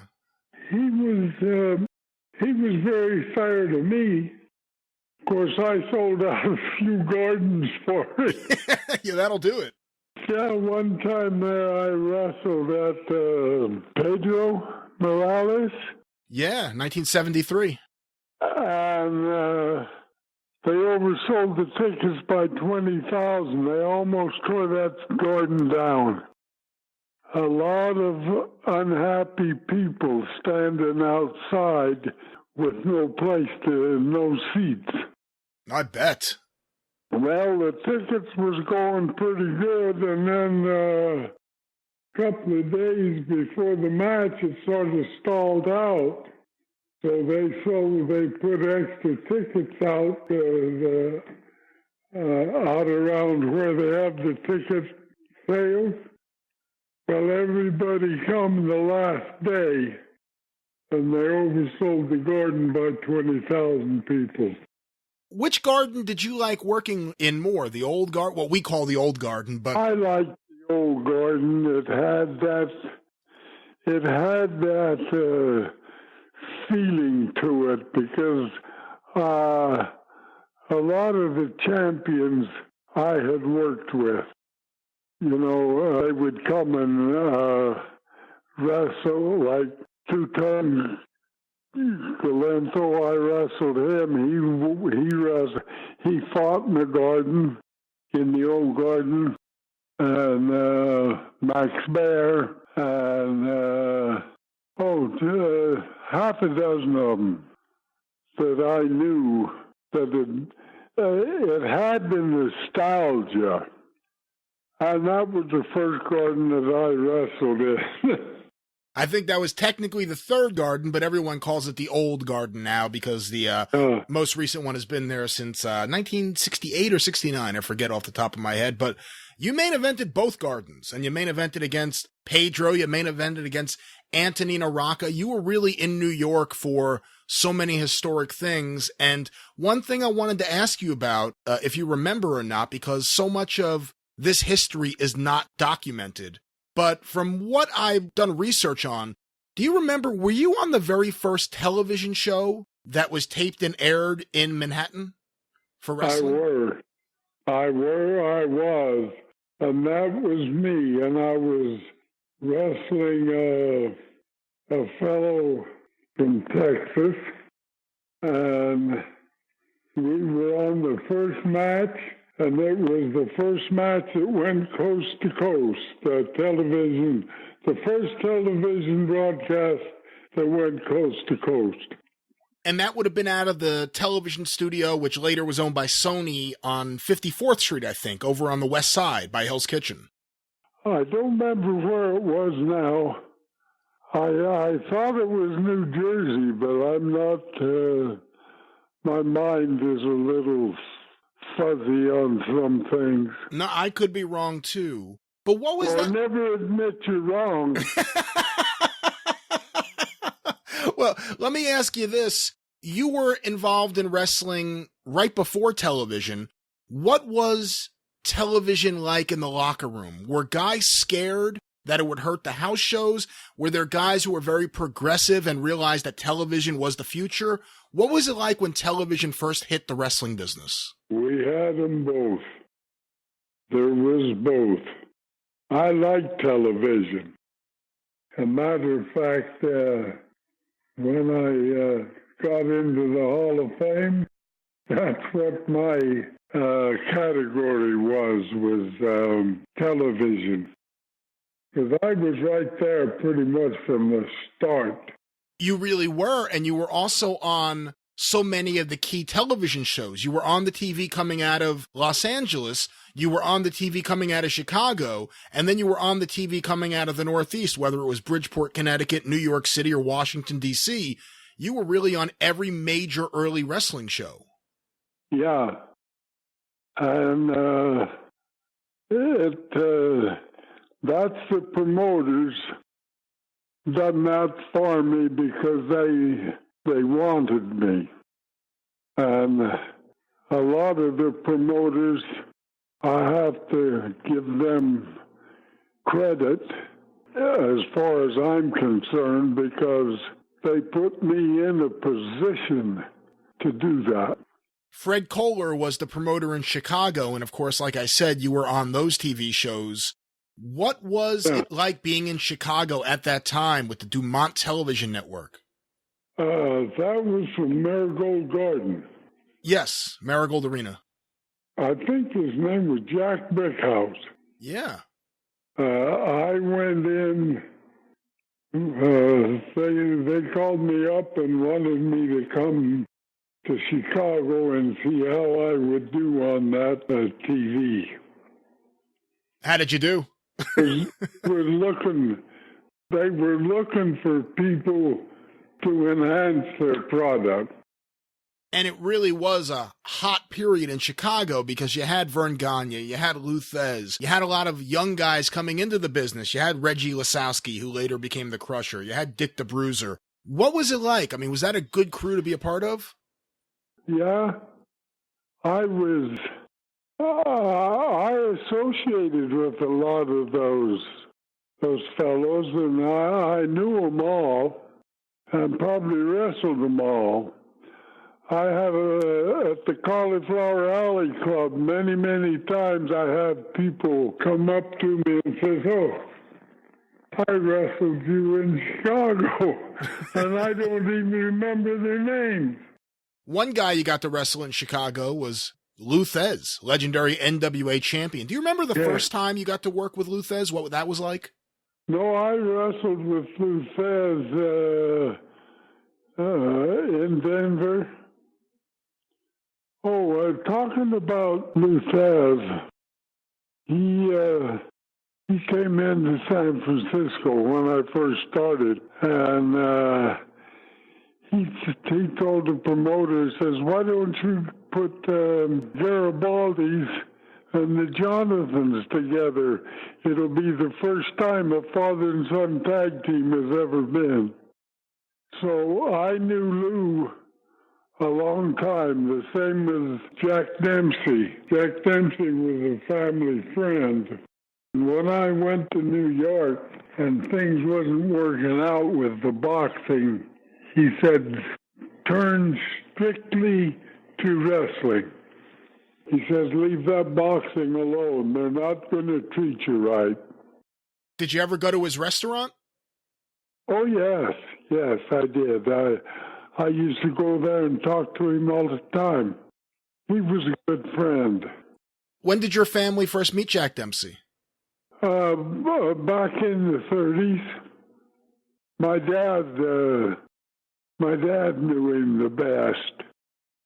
Matter of fact, Jack Dempsey and my dad had the first boxer-wrestler match. Where was that? I think it was in Salt Lake. Not a lot of people talk about Salt Lake. Of course, you were known in your wrestling career as the Mormon Giant. So when I ask you about Salt Lake, was there a big wrestling history there? Because I don't know too much about it. Well, Bill Longston came from there. That's all you got to know. Oh, there you go. Wild Bill Longston, sure. Yeah, he was in there. And there was a lot of later wrestlers. Bill Melby. There was quite a few of Mox Anderson. Who was the promoter? You shouldn't ask me that. Okay. I know it. I know his name, and I can't say it. Okay. I can't bring it out right now. You know, another city you would have great fame in that doesn't get talked about a lot is Omaha, Nebraska. Do you remember the first time you went into Omaha? I don't remember the first time because I was there before the Duseks. Before the Duseks? Wow. I wrestled Omaha before the Duseks. And I can't for the life of me think of that promoter's name, but he was really a nice fellow, too. Brought me in, took me out to a nice steakhouse, paid me off good. As soon as we hang up and I sit here a few minutes, it'll come. Yeah. Another name I wanted to ask you about, Don Leo, and I know we're jumping around a little bit, but I wanted to ask you about what it was like to be in Montreal, main eventing against Yvon Robert, who was just such a major star in Quebec. Well, one thing I can say about it, he made me a lot of money.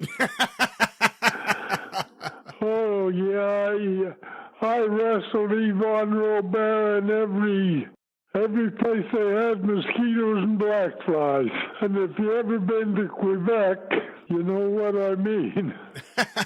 Well, you have a long history of wrestling in Quebec, not just against Yvan Robert, but of course later on people still talk about you and Andre. Did you really love wrestling in Montreal?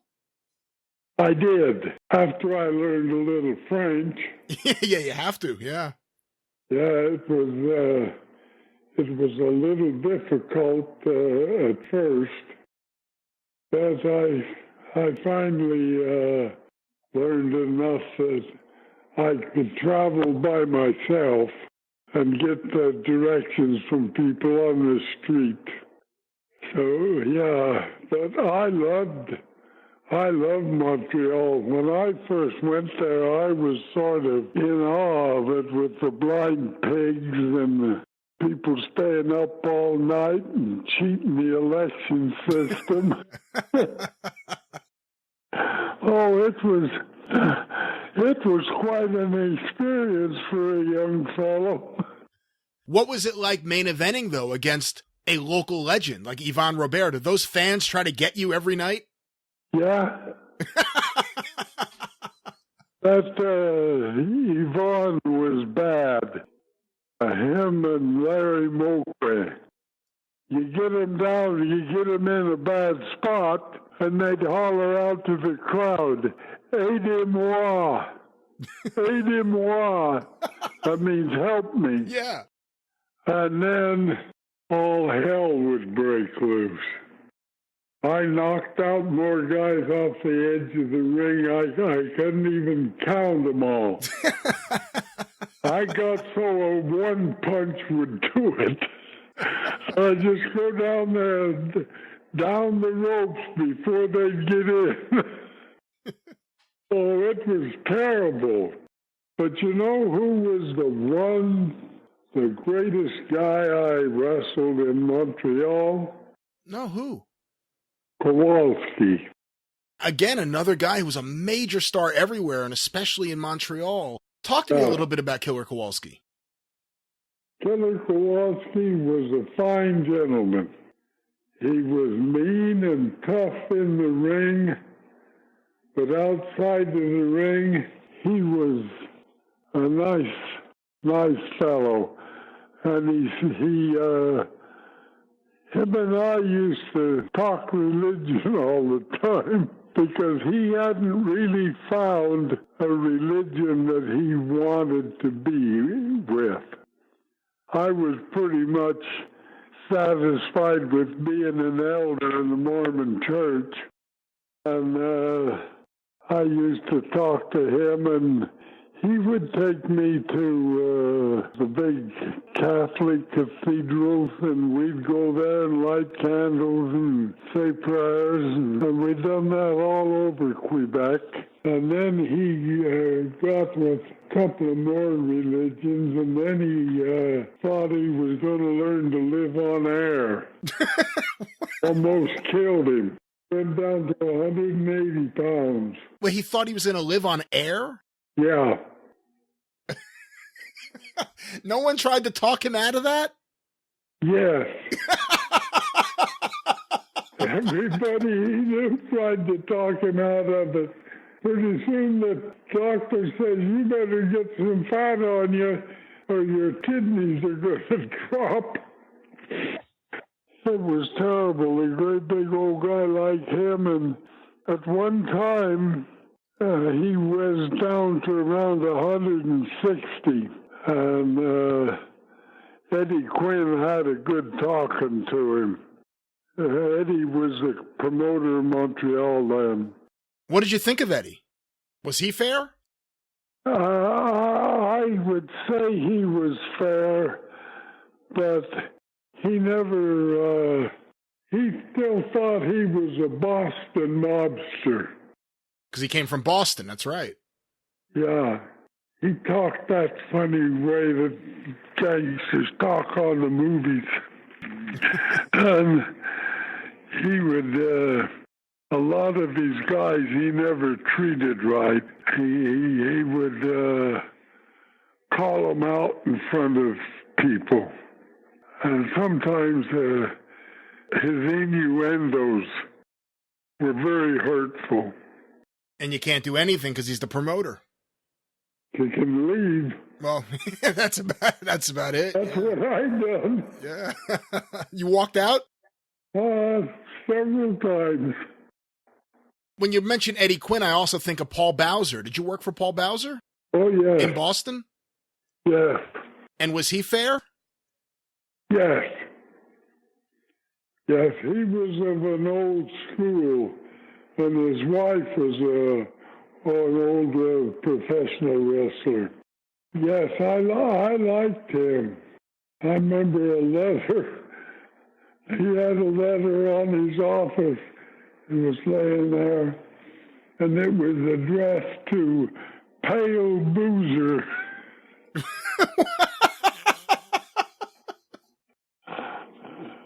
Well, one more thing. I know we only have limited time today, Don Leo, but one more thing I wanted to talk to you a little bit about was your trips to Japan. You made 8 tours of Japan, and you worked for several companies. You worked for All Japan. You did one. I worked for everybody that wanted me. I love Japan. Well, the first time you went over there was in '58 with Sky High Lee and Handsome Johnny Barend. I believe they were on that tour with you. That's right. What was Japan like that first time, and what was it like working with Rikidozan? Oh, Rikidozan was a pretty self-centered guy, and everybody thought that Dozan was a king. And every once in a while, I'd have to slap him in the line. Really? Yeah. He was good. He was he was a good wrestler, but he was just, he had just learned the North American style. So he was a little rusty at times. And when he would start feeling too cocky, he'd get put in line. Would he end up going in line? Did he accept the slap and understand that he better cool out? Well, the last time I had to go around with him, the promoter says, if you want to stay in Japan, you better treat him better. I said, send me home. I don't care. You worked with him in Los Angeles, too, not just Japan, right? Yeah. Well, he finally got the message and turned out to be not too bad. But the reason he died was because after he got stabbed, he's walking around showing everybody the hole in his belly. That's crazy. He was certifiable. Well, Rikidozan's 2 most famous students are Antonio Inoki and Giant Baba. You worked with both of them, and not just in Japan, and eventually you would go with Giant Baba and join All Japan Pro Wrestling. What were they like early in their career, Inoki and Baba? Well, when Inoki started, I had the privilege of helping train him. Really? I didn't know that. Wow. And he turned out to be a very fine wrestler. I didn't think too much about him and Ali. Well, I didn't think very much about that. I thought that was a detriment to both professions. What about Giant Baba? Oh, he was a darling. I was living in Ridgeway, and Fred, the Australian, he was training Baba. And I used to get up real early to go fishing. And down the road, here would come Fred Atkins. Here would come Baba with Fred on his back, running down the road at 5 o'clock in the morning. That must have been some sight. Oh, he almost killed Baba. But he was a tough teacher, Fred Atkins was. he went to work for that hockey team in Buffalo, and they said, you better get rid of him or we're all quitting. But that's the way he trained himself. He figured everybody else could do it. What was it like working with some of those other guys who also had the height that you did? You ended up working with Baba, you worked with Andre, you worked with Ernie Ladd. Was it different for you when all of a sudden some of the other wrestlers were coming in and they were also super athletes and they were also very tall? I loved it. I didn't have to bend down to hook up. I never thought of that. That's a good reason. Yeah. Some of those shorter fellows, it was a little difficult. You wrestled some short guys, too. I did. I wrestled them all. I was at the Cauliflower Alley Club, and one of the funks was talking about me. And he said something that I won't forget, and I appreciate it, whether it's true or not. But he said I was the best heavyweight in the 20th century. Can you imagine that, coming from a guy that spent 30 years in the ring? But you know what? I find that if you talk to people who saw you or worked with you, they all say the same thing. I've heard Bruno Sammartino say that you were one of the great talents of all time. Well, he's a friend. Bruno's a friend. Thank him for me. Yeah, I certainly will. I wanted to ask you, going back to Baba, do you remember, because, I mean, you worked for the IWE, which was the group that had Strong Kobayashi, and that's the first place Andre wrestled in Japan when he was still Monster Rusimov. And then you, when All Japan started, went with All Japan. You went with Giant Baba. Did Inoki try to get you to come to New Japan? Did the Funks book you in All Japan? How did you end up there working for Baba? I think Ruth put me on to him. Really? Okay. I think so. Because Verne Gagne was with International, I think. Yeah. And I worked for him, too. So he wanted a cut. So when we come back, I give him his cut in the dressing room. It almost floored him. He says, I never expected it. Nobody else has ever paid me. That is funny. Well, Verne was that way. The only thing he liked better than wrestling was the money he got.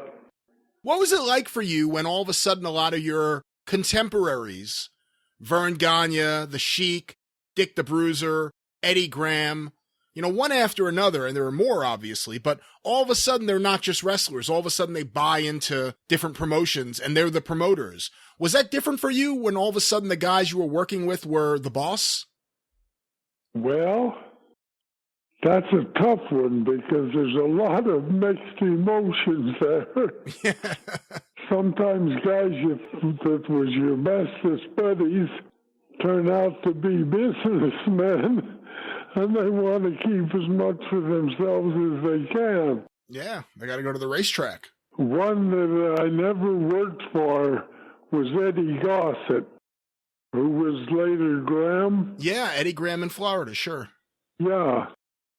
Well, him and I, we used to work in Columbus, Ohio, and once a week we'd take a trip and go down and hit towns in Kentucky and West Virginia, up the Shenandoah Valley, Baltimore. So we always carried our rifles and we hunted groundhogs. And one time Eddie Graham, who was Eddie Gossett, he had long blonde hair. And he's sitting in the front seat and I'm driving. And we pulled into this farm and this old guy chewing tobacco coveralls, shoes on with no socks.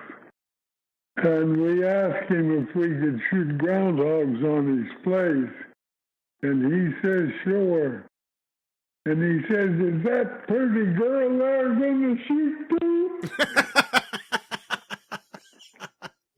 Oh, Eddie must have loved that. Hey, your hair was pretty long too, now that we're talking about it. For the time. Yeah. Mine was black. You bring up Eddie, I have to ask you, what did you think of Dr. Jerry Graham? Oh, he was a piece of cake. Really?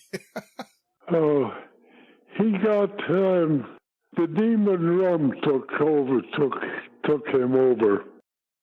He was always a pretty outgoing type of guy, and I remember him lighting a cigar in a restaurant with a $50 bill. He thought that was great. I thought that was a great waste of $50. It never impressed me at all. Yeah, it doesn't seem like a great idea. To me, it didn't. I was raised on a farm to make extra money. I trapped gophers and coyotes and bobcats and porcupines. Everything had a price on its head. And a gopher was 5 cents. I'd have to get 20 of them suckers to make $1. But $1 in them days, you could buy a hunting knife. So that was okay with me. One more question this week, Don Leo, if I could ask you. You brought up various people who were your friends. Who were the best friends you ever had in the wrestling business? Well, Kowalski was one. After we both retired, we stayed not close enough to ride or anything, but at the Cauliflower Alley clubs, we sort of gravitated toward each other. Nick Bockwinkel was a fairly good friend, and Joe Blanchard was a good friend. And the list could go on, but my mind won't. Can't remember all them names. Eddie Gossett, Eddie Graham, was a real good friend. Robert was a fairly good friend, as long as you watched him. You had to watch old Yvonne. He like one time he brought a guy into the dressing room. He says, "This is my friend. He makes all my suits. He's going to measure you guys for suits."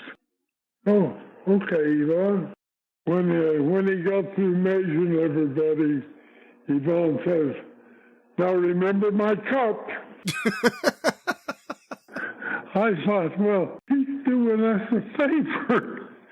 But I don't think that favor's all grown one way. So you know something? The wrestling that I done, I enjoyed. I really enjoyed it.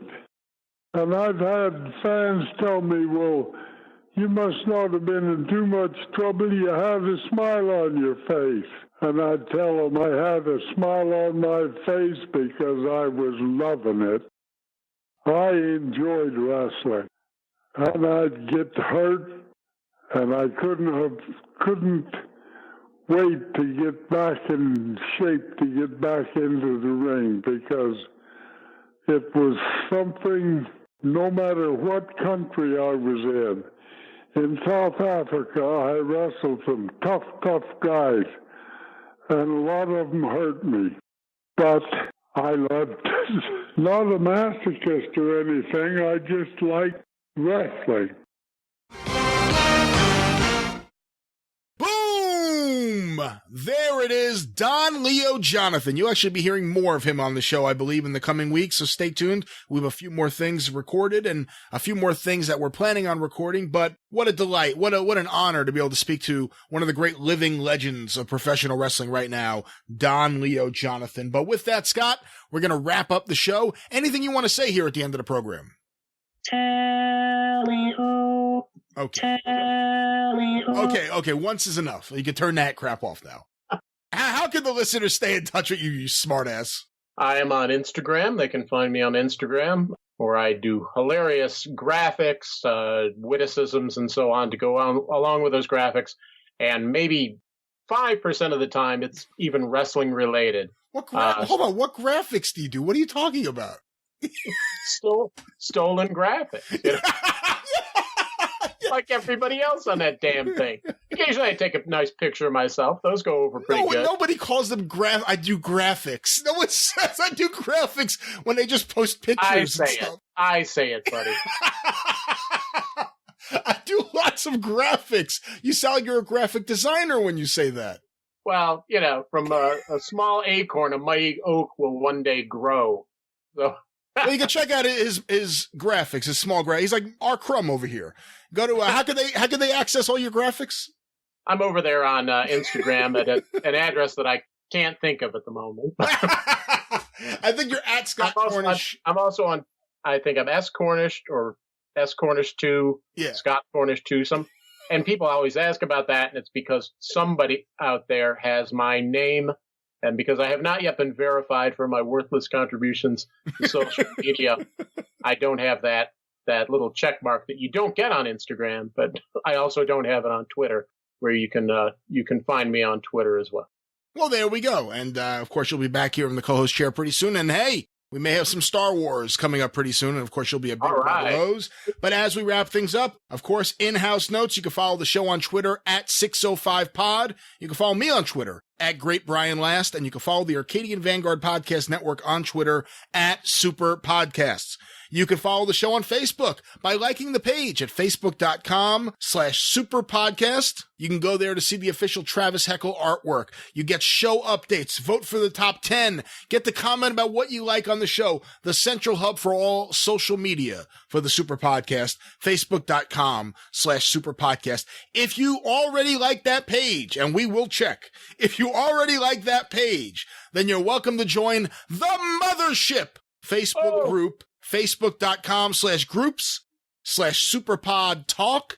The Mothership is a place for 605ers to talk about show topics as well as, and mostly, off-topic things, movies, music, sports, other wrestling things, past and present, whatever it may be. If you want to join the community of 605ers, of Mothershippers out there, you can go to facebook.com/groups/superpod talk. Remember, you have to already like the official Facebook page. On the topic of the Mothership, of course, the new shirt, the Mothership, will be coming very, very soon. You can go to tinyurl.com/superpod store to access the official online store for the Super Podcast. Get the logo shirts, get the polo shirts, get the Yo Mamba shirts, magnets, stickers, and coming soon, the Mothership shirt in black, ash gray, and baseball style shirt. Once again, stay tuned. tinyurl.com/superpod store. And of course, on the topic of tiny URLs, the one that made it famous, tinyurl.com/superpod Amazon. By typing in that link and adding something to your cart, we get a little bit of love and credit from the people at Amazon.com. It's a great way to support this show that you love so much. If you're going to make any purchases on Amazon, or you know someone who is, or you're going to buy a gift, then use tinyurl.com/superpod Amazon. It doesn't cost you a penny, and it supports your Super Podcast. But of course, on the topic of supporting the show, if you want to make a regular, ongoing monthly donation to the show, you can by going to patreon.com/superpodcast. Or if you want to make a one-time donation to the show, you could also do that by going to paypal.me/superpodcast. You guys know how it works. We have the option. We could very easily have ads all over this show, have sponsors all over this show. We very consciously choose not to do that. We try to stay listener supported with very minimal outside financial interests involved in this program. So if you really enjoy this show, you appreciate what we're doing, and this has become a part of your life, considering supporting the show at either patreon.com/superpodcast or at paypal.me/superpodcast. Of course, we're on iTunes, and if you already subscribe to us on iTunes, consider leaving us a positive review and a 5-star rating. It really does help this show out. as well as liking all the other positive reviews. And thank you. I think we're over 250 the last I checked. Thank you all so much. It's so nice to see such support from all the 605ers out there. But if you don't want to go to iTunes, you can access the RSS feed or download the show directly and access every episode of the show at 605pod.com. The 605 Super Podcast is sponsored by Ramsour Records. Go to ramsourrecords.kungfustore.com, enter the promo code 605 at checkout, and save 20% on all purchases. And remember, you can pre-order now the new album from the National Reserve on Ramsour Records, Motel LaGrange, on CD, LP, and digital download at Amazon, iTunes, or by going to thenationalreserve.kungfustore.com.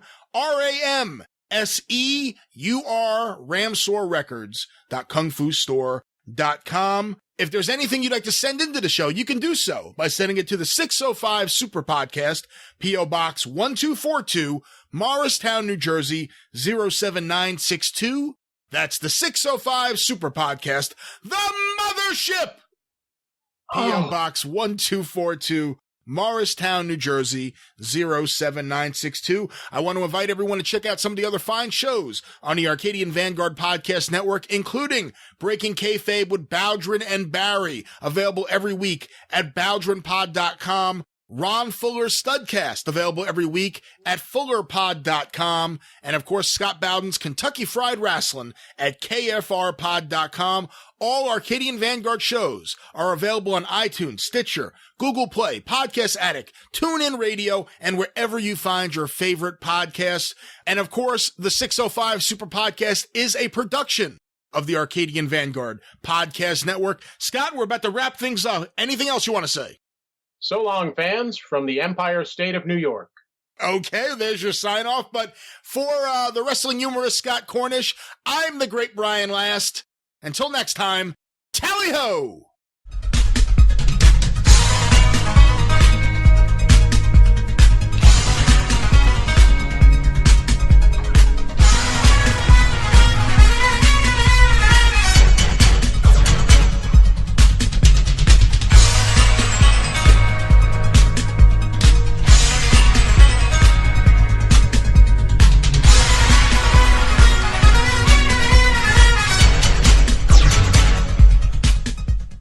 Hello, friends. This is the great Brian Last from the 605 Super Podcast. And this is Mike Mills from Booking the Territory Podcast. And we are very happy to announce the brand new Mid-South Wrestling television review program brought to you by the Arcadian Vanguard Podcast Network. On this program, Mike and myself will go week by week reviewing Mid-South Wrestling television shows, a program and a promotion I fell in love with in the 90s as a tape trader. And I fell in love with in 1981 as someone who was growing up in the territory in New Orleans, Louisiana. And we have a lot to say about this promotion, a promotion and a television show that is considered the best of the 1980s by so many. And Mike, on this show, week by week, we're going to be talking about the likes of the Junkyard Dog, Ted DiBiase, Cowboy Bill Watts, the Midnight Express, and so many more. Man, and I'm looking forward to it. I mean, just think about those names that you just mentioned. So many people went on to having all-star, major, big-time careers in the world of professional wrestling, and I can't wait to do it, man. This is going to be so much fun. When you think about the likes of Ted DiBiase, the Junkyard Dog, Paul Orndorff,